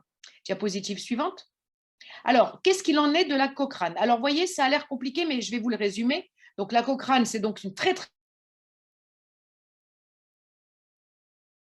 de montrer, d'après les études qui sont toutes là, est-ce qu'il y a une différence entre le placebo et le cannabis. Donc là, je parle d'études contrôlées contre placebo, parce que c'est les meilleures études qui soient à ce jour, même si elles ont des limites. Alors, à gauche, il y a le placebo, à droite, le cannabis. Le résultat, il est là. On voit, et je vais en dire un mot, excusez-moi, on voit qu'il n'y a pas une grosse différence, une toute petite différence en faveur du cannabis. Plus à droite, c'est le cannabis, à gauche, c'est le placebo. Mais voyez qu'elle n'est pas, on va dire, très spectaculaire. Ça, c'est la Cochrane. Prochaine analyse, toujours une autre méta-analyse, c'est, donc prochaine diapositive. Ça, c'est l'étude qu'on a faite avec Nana Finrup. Il n'y avait pas que le cannabis dans cette méta-analyse, il y avait énormément d'autres produits. Et là, on a fait la même chose. On a pris les études du cannabis dans la douleur neuropathique. On a comparé les résultats entre le placebo à gauche et le cannabis à droite. Vous voyez qu'il n'y a pas une très grosse différence. Et quand on regarde le nombre d'études, en tout, ça fait 9 études contrôlées. qui ont utilisé le cannabis pendant quand même une durée suffisante. Sinon, ce n'est pas très intéressant. Il y en avait donc 9, dont 4 qui n'ont pas été publiés. 3 positives, 6 négatives. Je voudrais dire, j'ai oublié de le dire en introduction, je n'ai aucun lien d'intérêt avec les laboratoires commercialisant le cannabis, bien entendu. Donc, voyez ici, 9 études contrôlées, 3 positives, 6 négatives. Donc, effectivement, ça pose question. Ça pose question. Et dans cette méta-analyse, dans cette recommandation internationale, on n'avait pas pu recommander le cannabis dans la douleur neuropathique. Alors, en France, qu'est-ce qu'il en est? Alors voilà les dernières recommandations françaises qui ont été faites par la Société française d'études et de traitement de la douleur, la Société française de neurologie, le Collège de thérapeutique. On a rajouté 2 études, on a refait une nouvelle analyse et là on voit qu'il y a en tout 11 études qui ont été faites, contrôlées sur la douleur neuropathique. C'est d'ailleurs le cas toujours actuellement. Donc 11 études contrôlées contre placebo, c'est les meilleures qui soient. 4 positives, 7 négatives. Donc il y en a 7 avec le Sativex, 3 positives, 4 négatives. Et il y en a Dronabinol, le marinol, qui est le cannabis de synthèse. Donc voilà ce que ça donne. Une étude positive, une étude négative. Diapositive suivante. Alors, je vais redire un mot évidemment de l'efficacité parce que je vais conclure, et bien entendu, puisque si on laisse ces données, on a l'impression qu'effectivement, on n'a pas vraiment de preuve d'efficacité. Alors, c'est un peu plus complexe que ça. Je vais en dire un mot dans quelques instants. Je voudrais quand même dire un mot des effets indésirables dans ces études, et ça, c'est important, heureusement, parce que dans la vraie vie, il y a beaucoup d'effets indésirables du cannabis, mais dans les études, dans les essais cliniques, les effets qu'on observe, et ça c'est bon, c'est plutôt positif, sont plutôt transitoires, et en réalité le risque de tolérance de dépendance, ça c'est aussi très important, il existe, mais il semble moindre qu'avec les opiacés, et ceci est évidemment une donnée extrêmement importante. Et d'ailleurs, il n'est pas complètement contre-indiqué d'associer les cannabinoïdes avec les opiacés. J'ai vu des questions là-dessus et on peut aussi associer les dérivés du cannabis avec bien d'autres traitements de la douleur, même s'il y a aussi des traitements contre-indiqués avec. Alors, dernière diapositive, évidemment, celle-là, elle est très importante parce qu'elle résume un petit peu ce que je vous ai dit. Et puis, je pense qu'on pourra discuter. Eh bien, ce qu'on peut dire à l'heure actuelle, c'est vraiment ce qu'on peut dire sur les données d'études probantes, hein, parce que je suis obligée de vous montrer un petit peu les données d'études contrôlées, c'est-à-dire ce qui est considéré comme, je dirais, les meilleures données en termes pour pouvoir fonder des conclusions. Il y a une efficacité formelle à court terme, donc moins de 3 semaines, pour la marijuana, donc la cigarette, la marijuana, le cannabis inhalé dans les douleurs neuropathiques. C'est hors de question de l'utiliser en France, c'est quand même discutable. Et en plus, là, pour le coup, ce sont des études à très court terme. Il y a quand même un risque de dépendance et de tolérance avec la marijuana. Donc là, dans l'expérimentation en France et même dans d'autres pays, à part certains pays, ce n'est pas utilisé. Pour l'efficacité d'autres cannabinoïdes, en particulier ceux qui ont été testés dans la douleur neuropathique à plus long terme, c'est-à-dire le Sativex, le Nabiximol, qui est CBD-THC 1,1, ou bien le THC de synthèse. L'efficacité n'est pas formellement établie. Vous avez vu plus d'études négatives que positives. Mais pour autant, nous pensons, les experts, enfin beaucoup d'experts pensent qu'il y a des gens qui répondent au cannabis. C'est formel. Il y a des gens qui répondent au cannabis. Et en particulier, on a l'impression, on avait fait des études il y a longtemps nous aussi là-dessus, que le cannabis marche très très bien dans les crises douloureuses, les décharges électriques en particulier. Mais il faudrait le démontrer. Il n'y a pas encore de preuve absolue de ce cas. On a des soupçons, je dirais, comme quoi ça marche sur ces types de douleurs. On vérifiera peut-être dans l'expérimentation en France. Il y a une très bonne tolérance et sécurité d'emploi. Ça, c'est plutôt positif. Il y a des contre-indications, bien entendu, il y a des interactions pharmacologiques, mais dans l'ensemble, ça se passe plutôt bien. Et c'est vrai que c'est confirmé par les registres déjà qui existent sur le marché, si on peut dire les registres canadiens et israéliens, confirment effectivement la bonne efficacité, l'excellente tolérance des cannabinoïdes. Donc, il y a de l'espoir, mais comme vous le voyez, la situation n'est pas aussi, je dirais, assez contrastée si on regarde simplement la littérature scientifique, les méta-analyses, et ce qui fait foi en recherche. Eh bien, pour l'instant, on a encore des données, il faut ajouter encore des données. On n'a pas encore la preuve absolue de l'efficacité à long terme des cannabinoïdes dans la douleur neuropathique, même si, je termine par une note d'espoir, même si moi je pense, et beaucoup d'autres experts pensent qu'il y a des patients qui sont d'excellents répondeurs. Et je pense et j'espère que l'expérimentation permettra de les définir également. Voilà, je vous remercie de votre attention.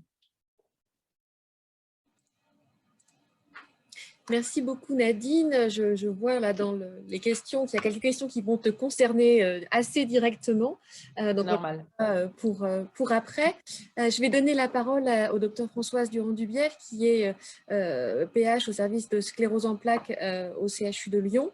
Voilà, elle va parler plus spécifiquement d'une indication qui est celle de la spasticité douloureuse.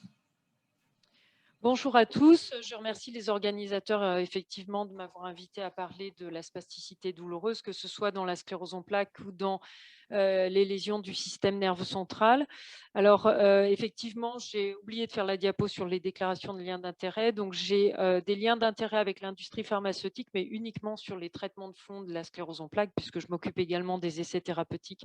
Donc j'ai des liens d'intérêt avec Biogen, Roche, Novartis, Merck, enfin il y en a beaucoup. Par contre, bien sûr, je n'ai aucun lien d'intérêt avec les laboratoires qui font du cannabis thérapeutique. Donc, je suis totalement indépendante par rapport à ce que je vais dire dans ce domaine-là. Alors, diapositive suivante. Alors, pour préciser, qu'est-ce que la spasticité? C'est quelque chose qui n'est pas forcément facile à définir et en fait qui correspond à une atteinte liée à une atteinte du système nerveux central. Et quand on parle de système nerveux central, on parle de cerveau et de moelle épinière. Et donc, cette spasticité, c'est la conséquence directe de la dégradation d'une atteinte de la gaine de myéline ou alors des fibres nerveuses ou des deux. Et ça entraîne une perte progressive de la motricité, et notamment en agissant sur la contraction et la relaxation des muscles. On va rentrer un peu plus dans le détail dans cet élément-là. Diapositive suivante. Alors, sur la droite, je vous ai mis une énorme définition de ce qu'est la spasticité. Je vais la résumer pour dire globalement, c'est une augmentation du tonus musculaire qui est liée à une dysrégulation, on va dire, de ce tonus. En fait, même quand on ne bouge pas, quand on est au repos, nos muscles ont un tonus musculaire qui est établi par une boucle de régulation dont on a déjà parlé dans une présentation avant. Et cette boucle de régulation, je vous l'ai remise ici. Donc, en fait, vous avez sur la gauche, alors désolé, j'ai pas de pointeur, hein, mais vous avez sur la gauche la moelle épinière, à droite le muscle. Et en fait, les neurones qui sont en bleu sont des neurones moteurs qui vont activer et entraîner le mouvement musculaire, mais également qui vont participer à un certain degré de contraction des muscles. Et on a par ailleurs des récepteurs avec des fibres nerveuses qui retournent à la moelle épinière depuis le muscle. Vous avez celle qui est en bleu marine, là, qui part des faisceaux neuromusculaires, et puis une fibre nerveuse qui repart également des tendons. Et donc, ces éléments-là retournent à la moelle épinière pour donner une information sur l'état de tension des muscles.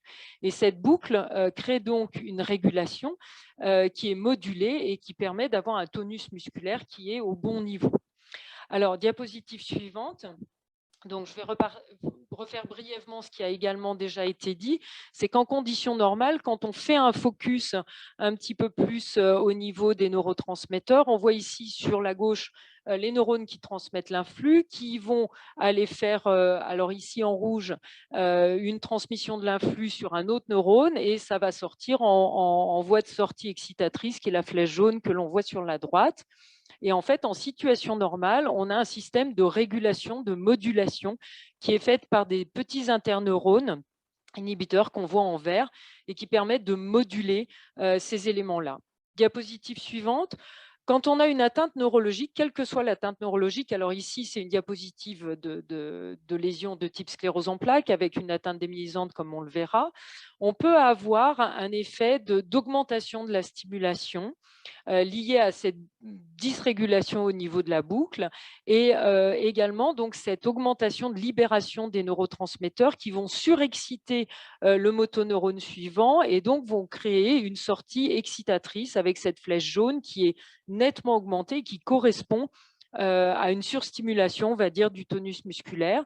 Et dans le même temps, souvent, dans le cadre des atteintes neurologiques, on voit qu'il y a une atteinte également, une perte relative des interneurones. Les petits neurones verts là, qui modulaient sont souvent atteints, altérés, et font qu'il n'y a plus de modulation, ou en tout cas pas assez, et ce qui crée ce déséquilibre et donc cette hypertonie dans le cadre de l'atteinte du système nerveux central. Diapositive suivante.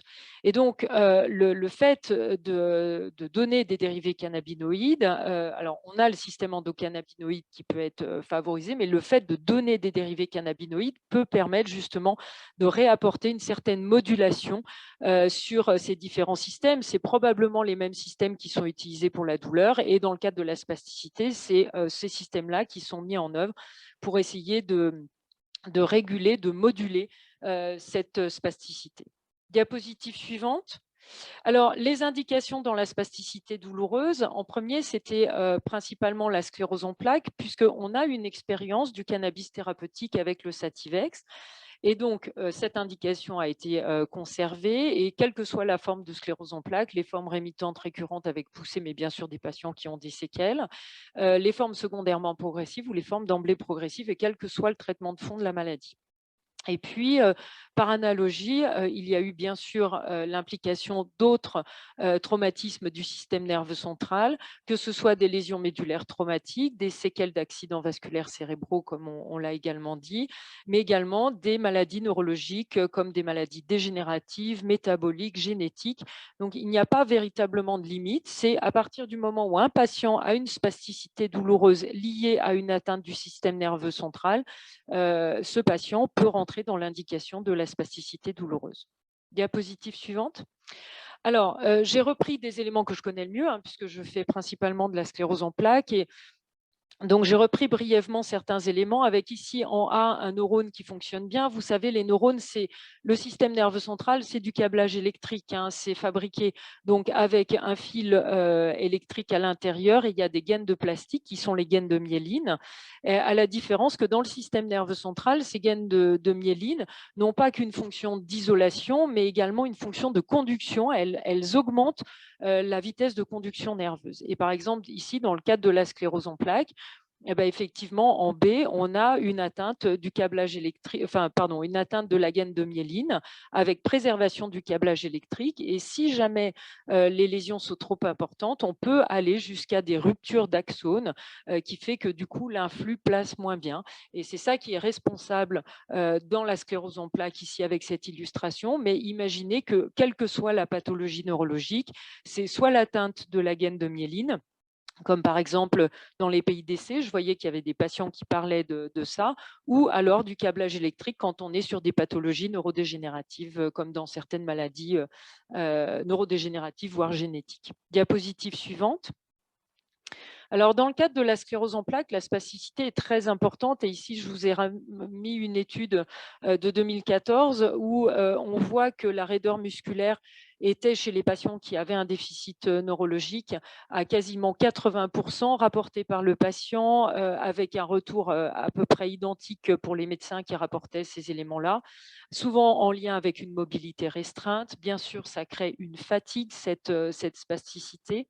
Et j'ai souhaité conserver également les troubles urinaires, car on l'oublie trop souvent, mais la spasticité donne également, participe aux troubles urinaires en donnant des impériosités, parce que la vessie va se contracter, va faire un spasme, ou les sphincters vont être trop toniques et ne vont pas s'ouvrir.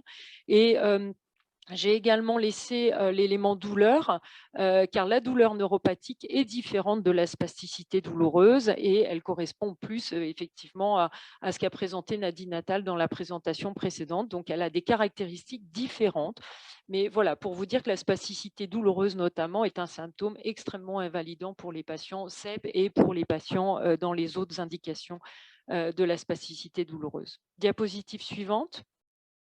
Alors, je voulais faire également un petit mot sur le Sativex. Donc, le Sativex, pourquoi on a parlé de spasticité dans la sclérose en plaques? C'est parce qu'à un moment, il y a eu des études qui ont été faites, que je vais vous présenter derrière, sur le Sativex. Il a déjà été dit que c'était un rapport de 1:1 THC-CBD. Et le Sativex a effectivement obtenu l'autorisation de mise sur le marché en janvier 2014 dans la spasticité modérée à sévère due à la sclérose en plaques chez des patients adultes insuffisamment soulagés par les traitements antispastiques conventionnels. Et en fait, cela n'a pas été commercialisé en France parce que en fait, le service médical rendu n'a pas paru évident, au même titre que Nadine Attal a présenté des résultats d'études qui étaient parfois positives, parfois négatives, il y a eu également des résultats assez mitigés sur la spasticité, et résultats que je vais vous montrer, diapositive suivante. Donc, il y a eu 3 études, ce qu'on appelle des études pivots, qui ont été faites versus placebo. Et donc, la première avait été faite en 2007 avec une évaluation de la spasticité. Et je tiens à préciser que ces études étaient surtout sur la spasticité pas forcément douloureuse. Et donc, c'était chez 189 patients. Étude contre placebo, double aveugle sur 6 semaines, avec une réduction de 30% de la spasticité. Et donc, on n'est pas forcément très loin. Alors, c'était significatif, mais avec un niveau de preuve qui n'était pas très élevé, un petit groupe de patients. Et donc, voilà pourquoi ces études n'ont pas emporté la conviction non plus. Une autre étude en 2010, également sur la spasticité, 337 patients, 14 semaines, donc un peu plus longtemps, avec là de nouveau une réduction d'environ 30% de la spasticité. On était à la limite de la significativité en analyse PP, mais par contre, en intention de traiter, on était un peu limite. Et puis, une dernière étude qui avait été faite en 2011 avec une phase A où ils avaient testé chez des patients ceux qui étaient répondeurs au cannabis. Donc là, on était en simple aveugle dans la phase A. C'est-à-dire que les patients répondaient ou non au cannabis médical. Et dans la deuxième phase, il y avait cette fois, pour les patients répondeurs, une étude randomisée en double aveugle, c'est-à-dire qu'il y avait un tirage au sort. Et effectivement, on voit, donc c'est la figure de droite, on voit que les patients qui avaient du cannabis dans la phase en double aveugle, une fois que l'analyse a été faite, on voit que ces patients-là présentaient moins de spasticité que les patients qui étaient sous placebo, avec un résultat significatif. Voilà les 3 études pivots qui ont été utilisées pour obtenir l'autorisation de mise sur le marché.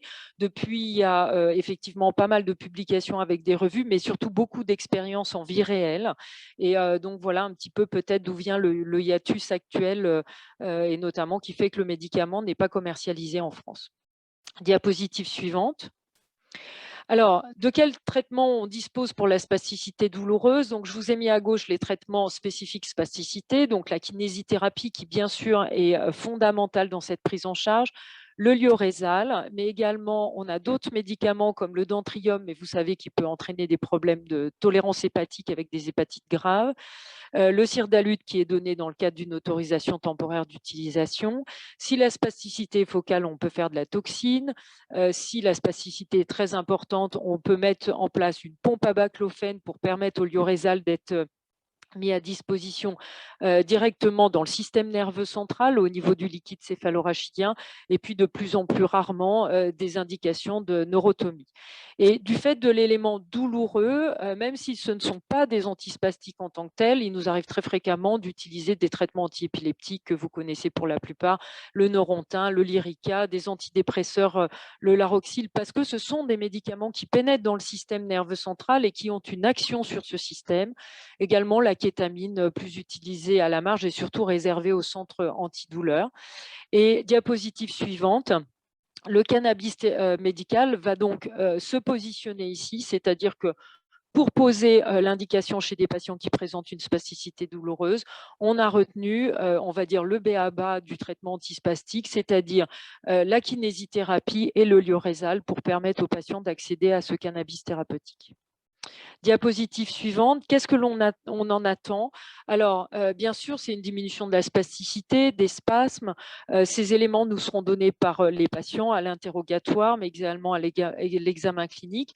Et puis, on a mis dans le cadre de cette indication des échelles qui sont assez simples, mais qui vont nous permettre d'évaluer et de quantifier la réduction ou pas de cette spasticité.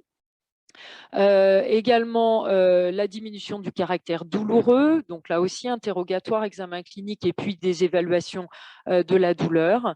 L'amélioration des capacités de marche ou de la réalisation de certains gestes. Donc, on aura effectivement dans cette indication des notions de périmètre de marche, de tests qu'on appelle le test des 25 pas qui est très utilisé dans la sclérose en plaques, et le 9-hole peg test qui est un test de dextérité manuelle. Et enfin, bien sûr, on évaluera la diminution des autres traitements symptomatiques. Si cela peut permettre aux patients effectivement de diminuer leurs autres traitements, ce sera effectivement gagné. Voilà, je vous remercie pour votre attention et bien sûr, je reste à votre disposition pour des questions. Merci beaucoup Françoise pour cette présentation. Donc, on a également des questions hein, sur d'autres types de spasticité, donc je pense qu'on les abordera en fin d'échange. Je vais donner la parole pour terminer sur ce troisième et dernier topo spécifique des indications retenues dans le cadre de l'expérimentation. Pour vous présenter le docteur Laure Coppel, qui est également chef de service en soins palliatifs à l'hôpital, au groupe hospitalier Diaconesse Croix-Saint-Simon à Paris, et qui va vous parler plus spécifiquement de l'indication oncologie et soins palliatifs. Oui, merci. Du coup, effectivement, le temps presse, donc je vais quand même essayer de dire les messages principaux le plus vite possible, mais enfin tranquillement possible. Merci. Donc la prochaine diapositive.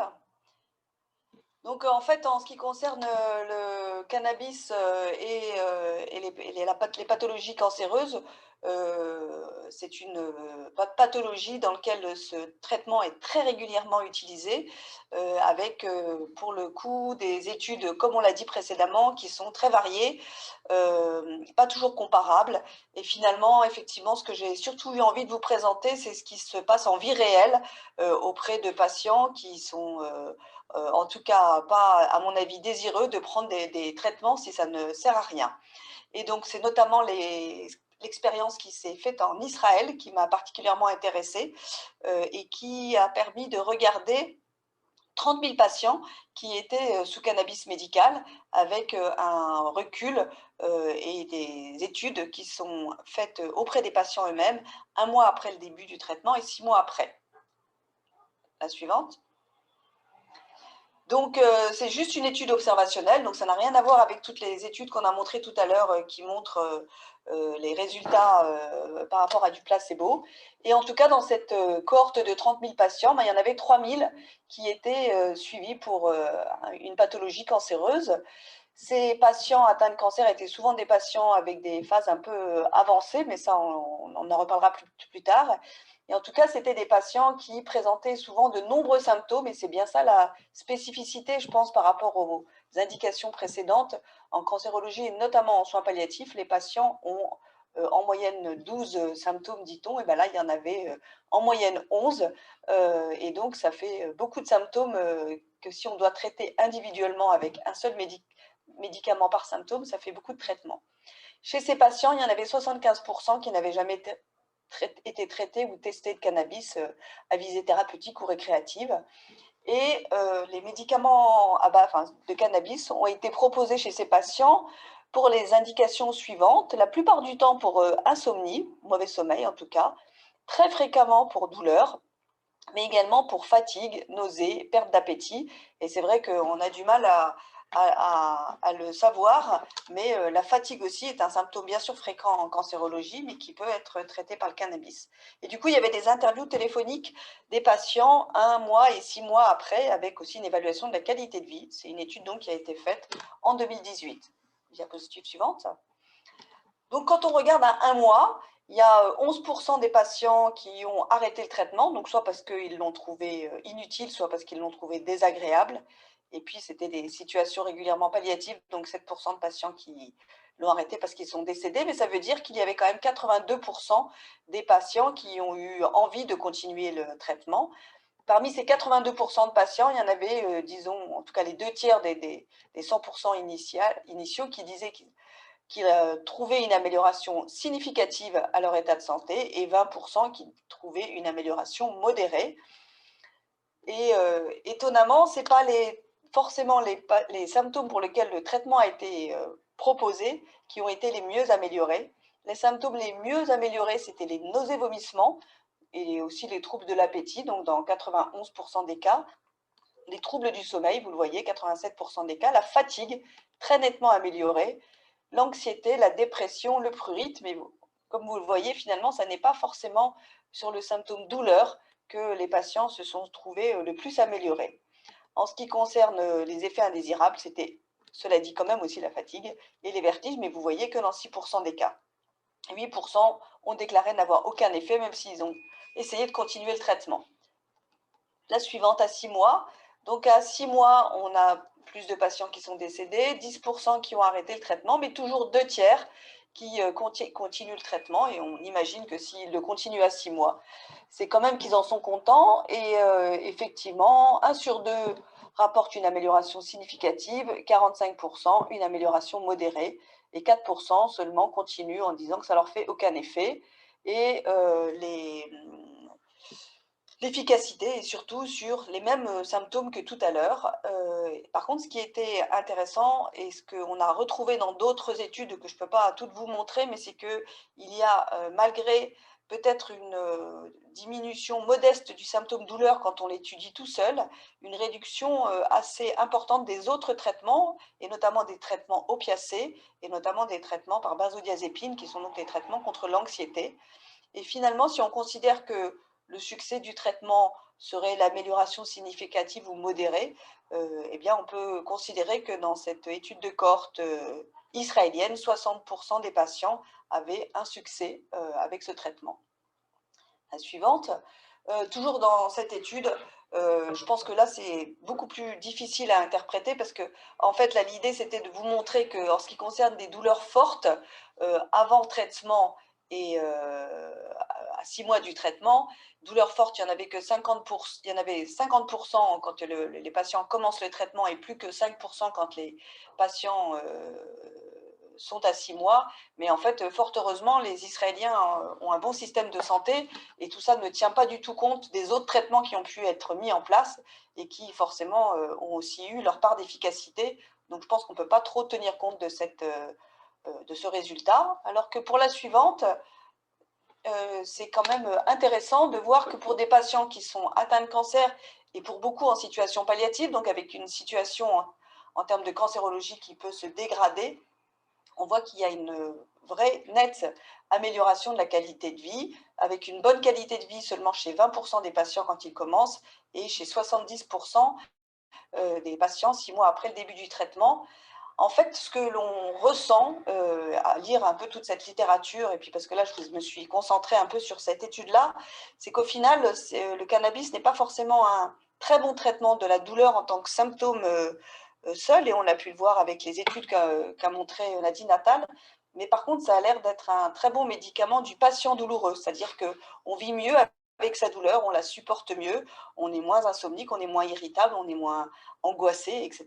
Et au final, on diminue les médicaments, y compris les médicaments de la douleur. Peut-être qu'on n'a pas beaucoup moins mal, mais en fait, on se sent moins mal.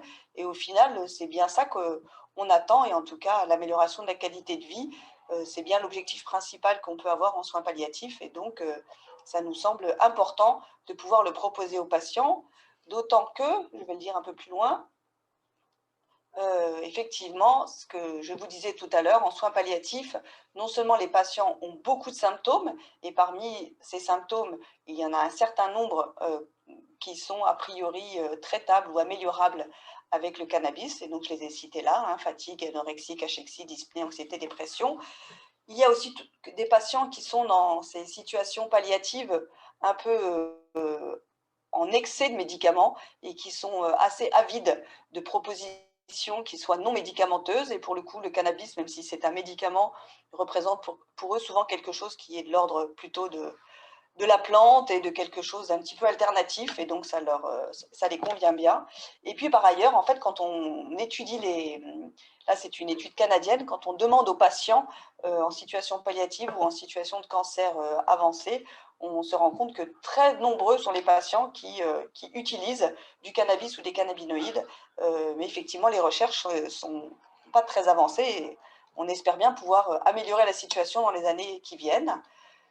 La dernière suivante, pas la dernière, avant-dernière diapositive, dans ces situations palliatives où les patients n'ont pas pour objectif de guérir, mais plutôt d'avoir une bonne qualité de vie, finalement, certains effets indésirables du cannabis peuvent être considérés comme presque des effets désirables, ou en tout cas plus qu'acceptables en soins palliatifs, puisque tout ce qui est l'ordre de l'euphorie, de la relaxation, mais aussi de la perte de mémoire aversive, c'est-à-dire la perte de mémoire des moments désagréables, et puis même parfois la modification de l'attention, si c'était une attention qui était concentrée sur la douleur, ben, autant un petit peu l'apaiser. Ça ne semble pas forcément quelque chose qui soit trop indésirables en soins palliatifs.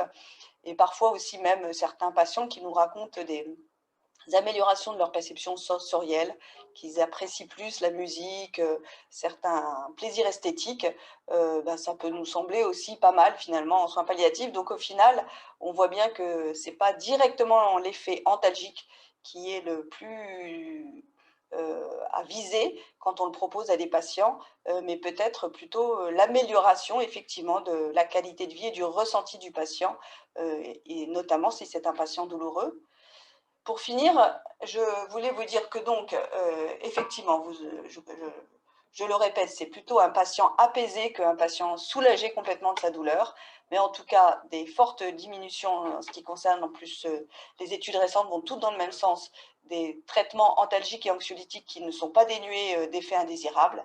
En revanche, ce qu'il est important de savoir, et c'est vraiment quelque chose qu'on a voulu beaucoup nommer dans cette expérimentation, et ce n'est pas forcément le cas dans tous les pays qui utilisent le cannabis chez des patients atteints de cancer, il y a beaucoup d'interactions entre les traitements anticancéreux et le cannabis, et notamment une augmentation de la toxicité de certains traitements. Et vous savez que les traitements anticancéreux sont quand même régulièrement très toxiques, et même une diminution de leur efficacité.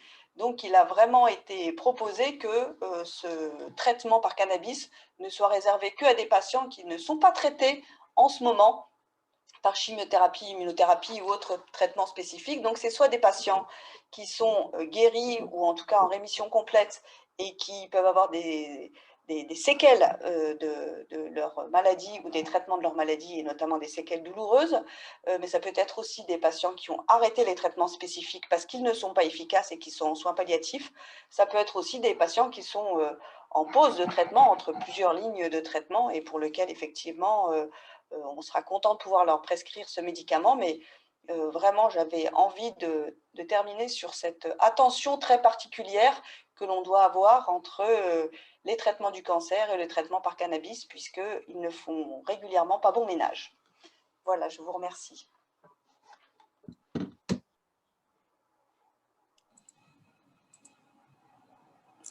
Merci beaucoup pour cette dernière intervention. Je pense que vous avez abordé des sujets très intéressants.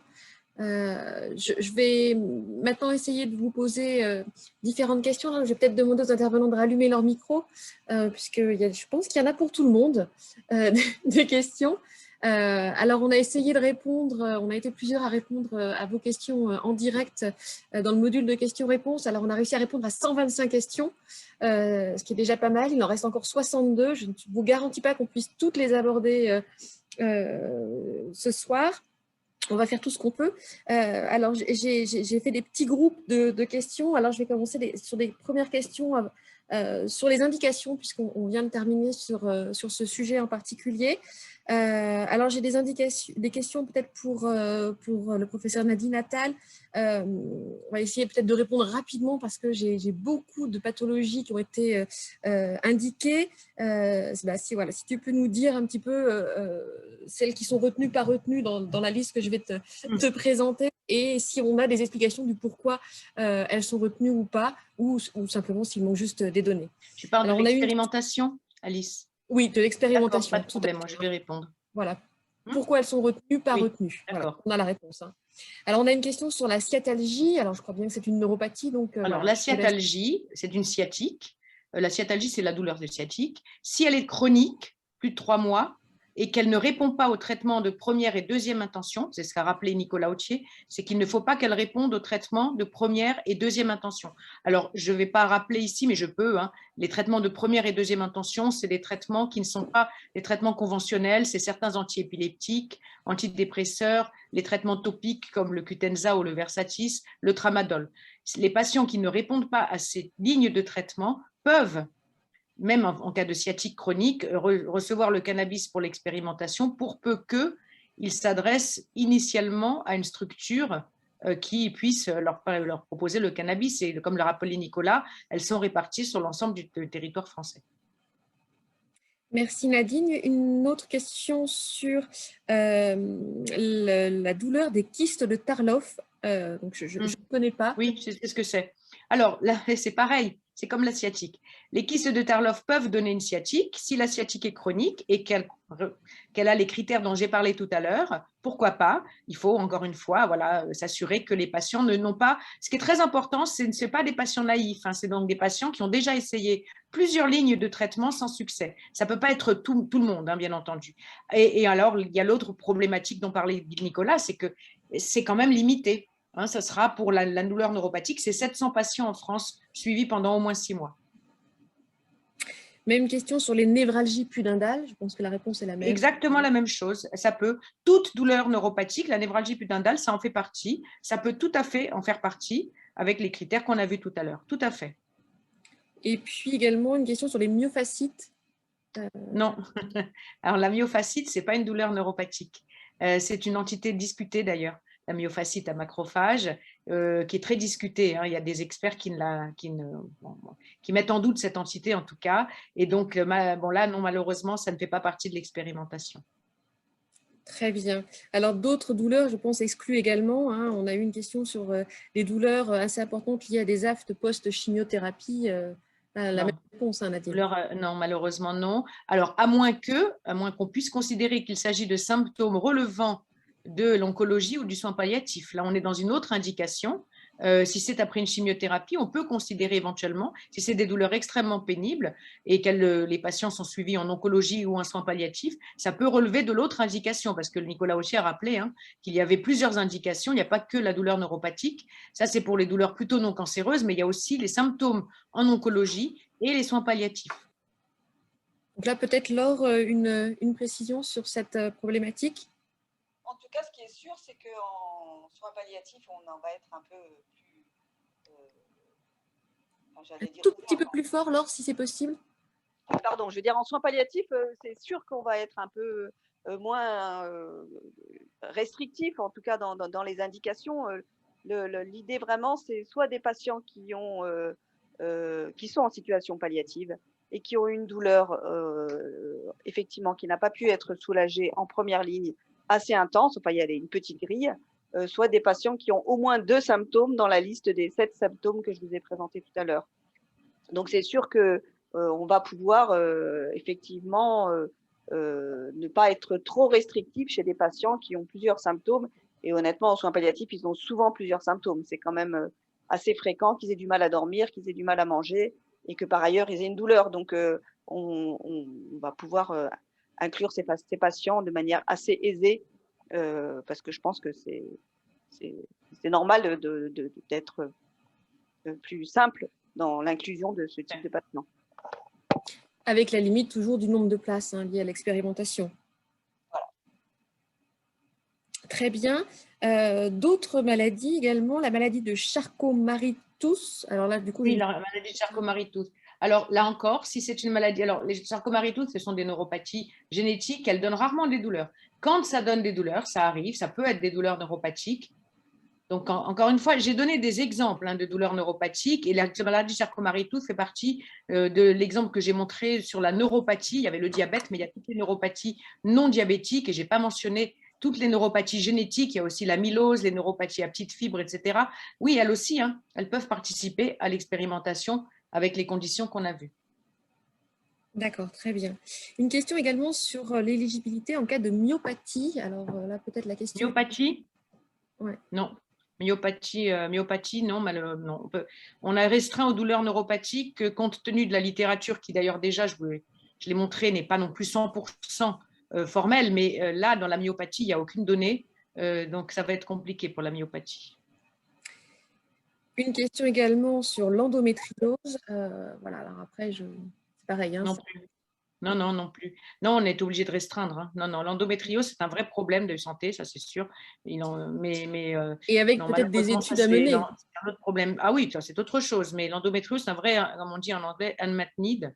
Ça c'est sûr, on le sait, mais c'est pas, ils ne feront pas partie de l'expérimentation. Voilà, et puis pour terminer sur les questions spécifiques sur les indications, on a eu beaucoup de questions sur la fibromyalgie, vous l'avez un petit peu abordé. Les patients estiment qu'ils sont un peu dans une situation de spasticité avec leur fibromyalgie, et du coup, on peut comprendre Mais ce n'est pas de la spasticité au restriction. sens neurologique du terme. Mm. Je pense que ma collègue ne me contredira pas. C'est plutôt des tensions musculaires. Ce n'est pas de la véritable spasticité au sens, encore une fois, pathologie comme dans la sclérose en plaques. Peut-être que ma collègue peut répondre. Oui, tout à fait d'accord avec Nadine. Alors, bon, peut-être qu'à terme, un jour, on pourra, mais dans le cadre de l'expérimentation, en tout cas, ça ne fait pas partie des indications parce que, alors, on sait, comme l'a dit Nadine Attal, on ne sait pas exactement ce qui se passe, mais en tout cas, on n'a pas de stigmate d'hyperexcitabilité de cette boucle réflexe dont j'ai parlé. Et les bilans ne montrent pas d'anomalie généralement lors de fibromyalgie. On n'a pas d'anomalie, notamment du système nerveux central. Quand on fait des IRM médulaires, encéphaliques, elles sont normales.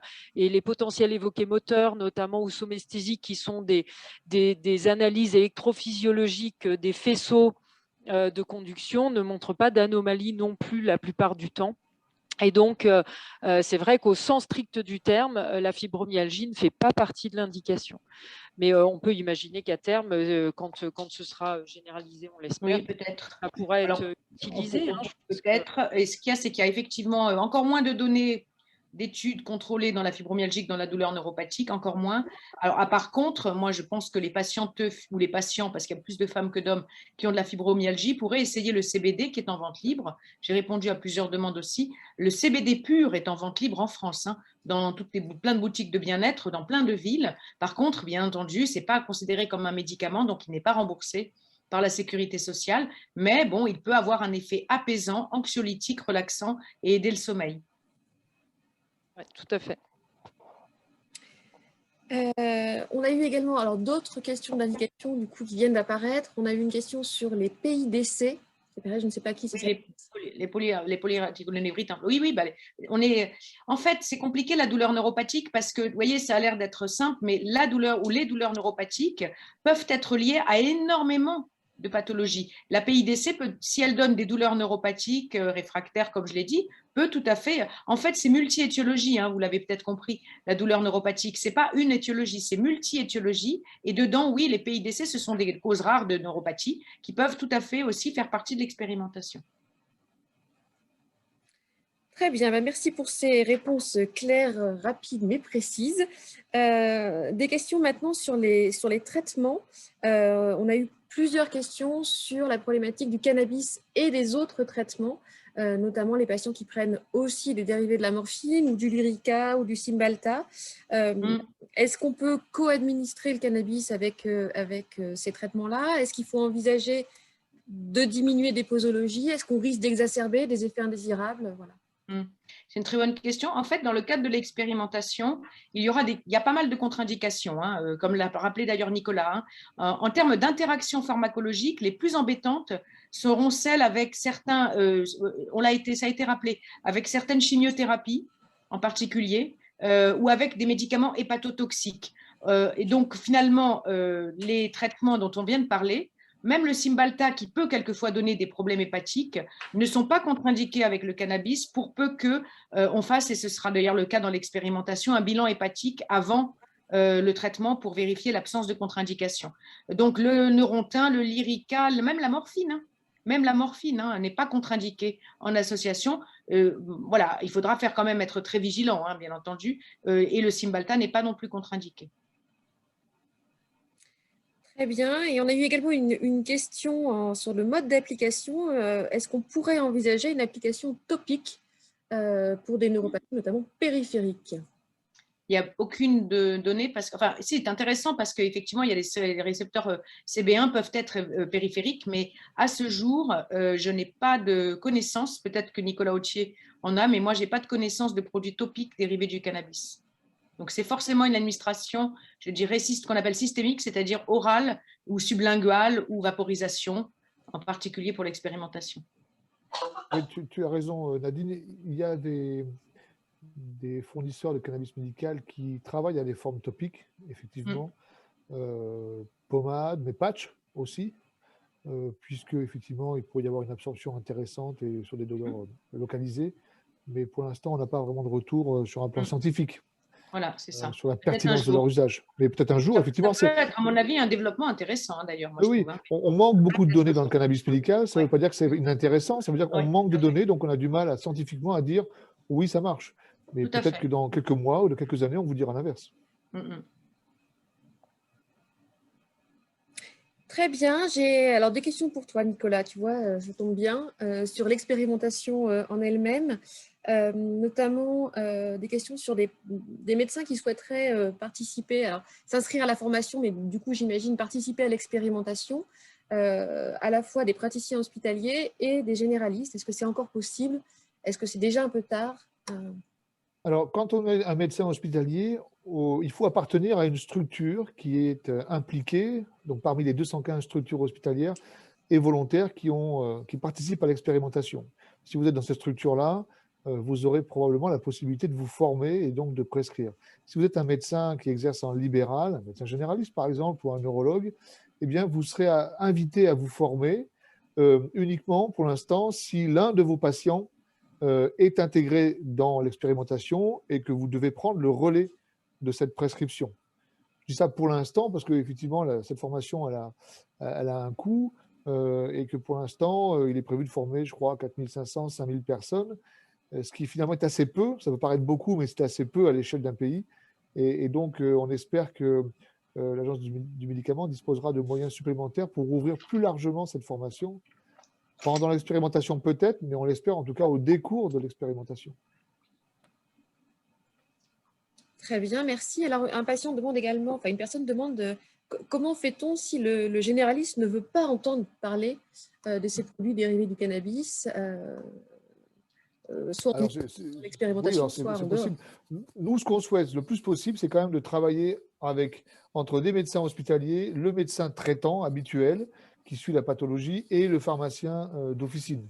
On veut conserver ce lien, voire le travailler encore plus. Par exemple, lorsqu'on inclut des patients, moi j'appelle systématiquement au préalable le médecin traitant et le pharmacien d'officine. Et jusqu'à présent, j'ai toujours eu un accord de leur part. Alors, ils ne sont pas forcément prêts à prendre le relais immédiatement, ça dépend de leur disponibilité, mais en tout cas, je pense qu'on peut toujours avoir leur coopération. Maintenant, si un médecin ne le souhaite pas, et il a le droit de ne pas souhaiter s'inscrire dans cette expérimentation, la prescription peut être maintenue en permanence dans la structure hospitalière. Peut-être que c'est le mieux si le patient n'habite pas trop loin, on va dire. Ou bien alors, il peut chercher un autre médecin traitant, mais ça ne me paraît pas l'idéal d'avoir un médecin traitant dédié à cela. Donc, soit c'est le médecin généraliste qui reprend la suite, le médecin traitant, soit il peut rester auprès de la structure hospitalière si les médecins ont la possibilité aussi de recevoir suffisamment fréquemment, c'est-à-dire au moins tous les 28 jours, le patient. Très bien, on a eu quelques questions aussi qui vont s'adresser aux pharmacologues cette fois, sur la durée d'action du THC, qui pour une personne a l'air d'être relativement longue. Qu'est-ce qu'il en est en pratique? Est-ce qu'on a suffisamment de données d'ailleurs sur ce sujet? Alors, soit on parle que du THC, soit on parle du THC, plus le CBD, plus toutes les substances qui sont associées. Il faut dire que là, on est en train de parler de cannabis à usage médical, donc on parle d'une phytothérapie complexe. C'est un mélange complexe de substances. On parle souvent du THC et du CBD parce que c'est les plus connus et celles qui ont fait le plus l'objet d'études. Mais il faut savoir qu'on administre bien plus de choses que ça avec ces produits-là. Alors ensuite, la durée d'action du produit, elle va varier en fonction de plusieurs choses. Elle va varier notamment en fonction de la voie d'administration avec ces produits-là et de la quantité que l'on va être amené à faire passer dans le sang. Avec la voie inhalée, les produits passent très vite dans le sang. C'est l'avantage de la voie inhalée par vaporisation, mais ce n'est pas forcément une quantité importante qui va passer dans le sang.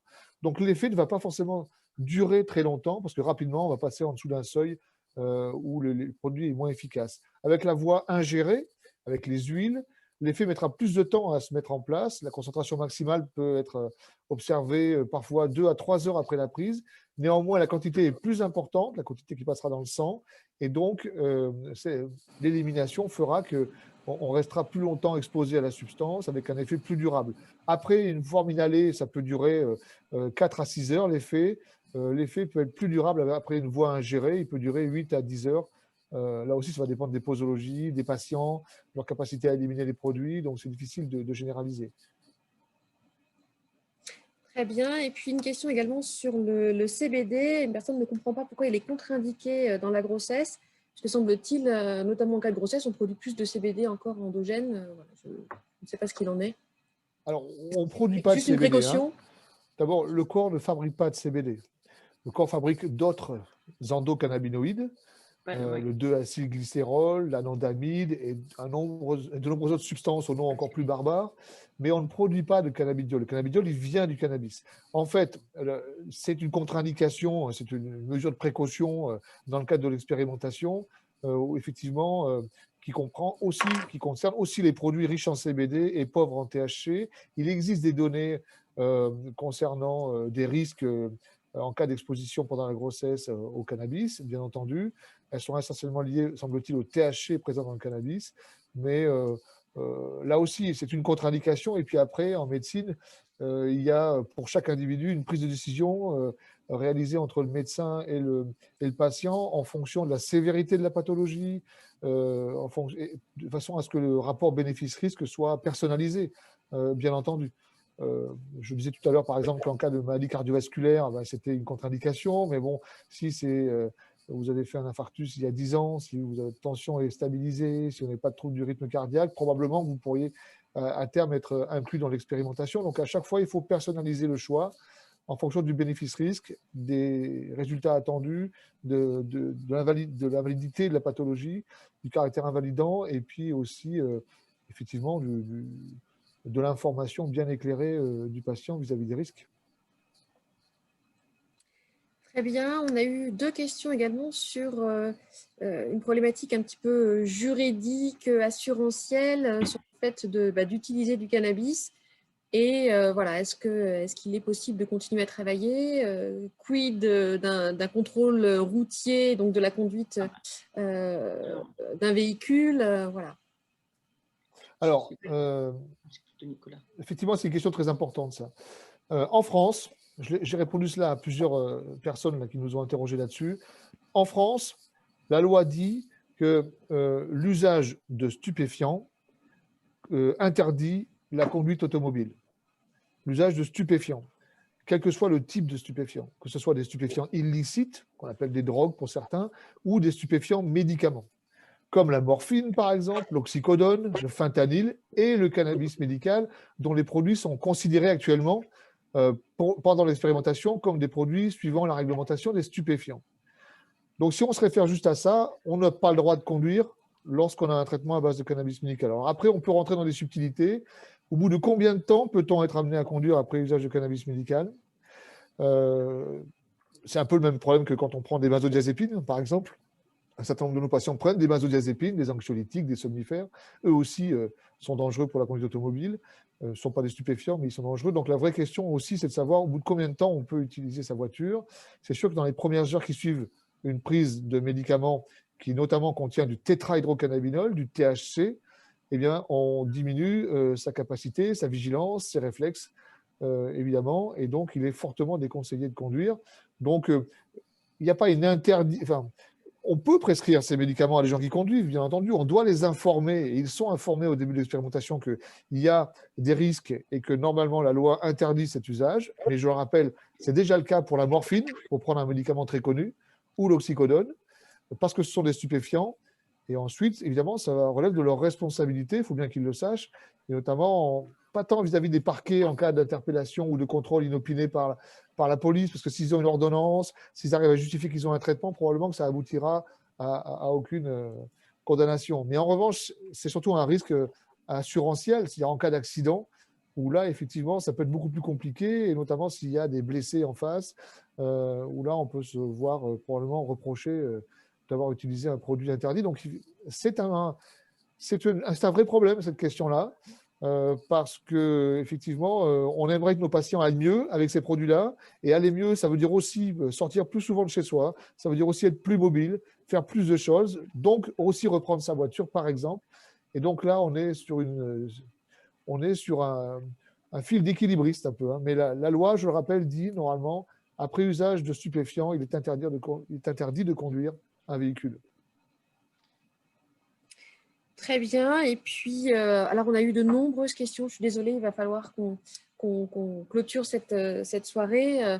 Je ne suis pas sûre qu'on ait la possibilité de répondre non plus individuellement à chacune des questions par le biais du chat. On va voir ce qu'on peut faire.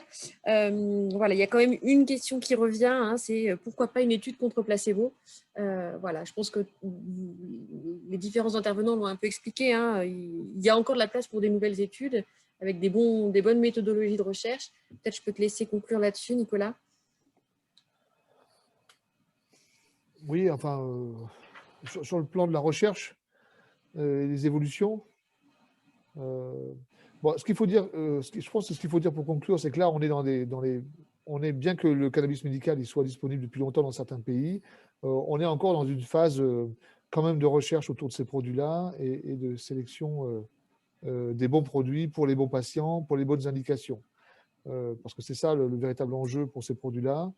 Et donc, on a encore besoin de faire beaucoup de recherches. C'est pour ça, beaucoup de patients le regrettent, je comprends, mais c'est pour ça aussi qu'on ne se précipite pas, qu'on ne met pas ces produits en première intention, en comparaison à d'autres médicaments qui, eux, ont fait quand même un peu plus leurs preuves, même si parfois, c'est vrai, ils sont mal tolérés. Donc, on a un vrai challenge sur la recherche en parallèle de l'expérimentation à mettre en place en France, bien qu'elle ait largement débuté à l'étranger, en Israël, au Canada, aux États-Unis, en Angleterre et ailleurs. Il ne faut pas juste se contenter de donner accès aux produits, il faut continuer à faire de la recherche pour pouvoir traiter les patients correctement et s'assurer qu'ils aient le maximum de chances de répondre positivement en termes d'efficacité à ces traitements.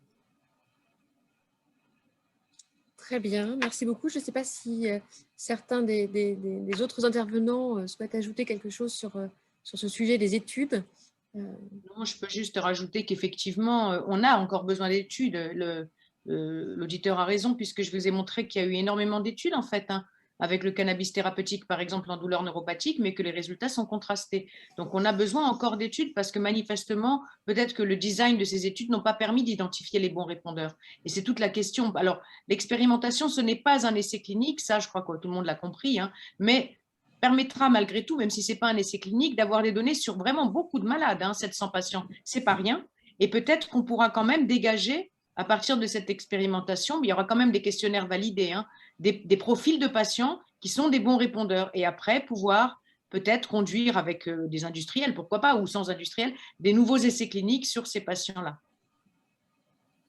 Il faut préciser que la recherche clinique ou préclinique hein, sur le cannabis est autorisée en France. Elle peut être autorisée par l'Agence du médicament. Elle l'était d'ailleurs bien avant le lancement de cette expérimentation. Elle était possible et elle reste possible. Elle reste, bien sûr. Il faut trouver des financements, bien sûr, pour cela, ce qui parfois est une des difficultés importantes dans le domaine de la recherche. Tout à fait. Très bien, je pense qu'on a fait un bon tour des questions. Malheureusement, on n'a pas répondu à toutes, mais voilà. On vous remercie pour votre participation. Vous avez été nombreux à participer. On est monté jusqu'à 370 participants, donc c'est une belle réussite pour cette soirée. On remercie tous les intervenants hein, qui ont vraiment fait des présentations très claires et qui ont répondu aussi à beaucoup de questions. Et puis, on vous invite, si vous connaissez des gens qui seraient intéressés par le sujet, la conférence sera disponible en replay à la fois sur la page Facebook, sur la chaîne YouTube de l'Institut Analgesia, sur notre site internet. Donc, voilà, qui est intéressé peut avoir accès au replay de cette conférence. Voilà, merci à tous et on vous souhaite une très bonne soirée. Merci à vous bonsoir. aussi. Hein. Au revoir, Merci bonsoir. à tous, Au revoir. au revoir. Bonsoir à tous. Bonsoir à toutes et à tous. Au revoir. Au revoir.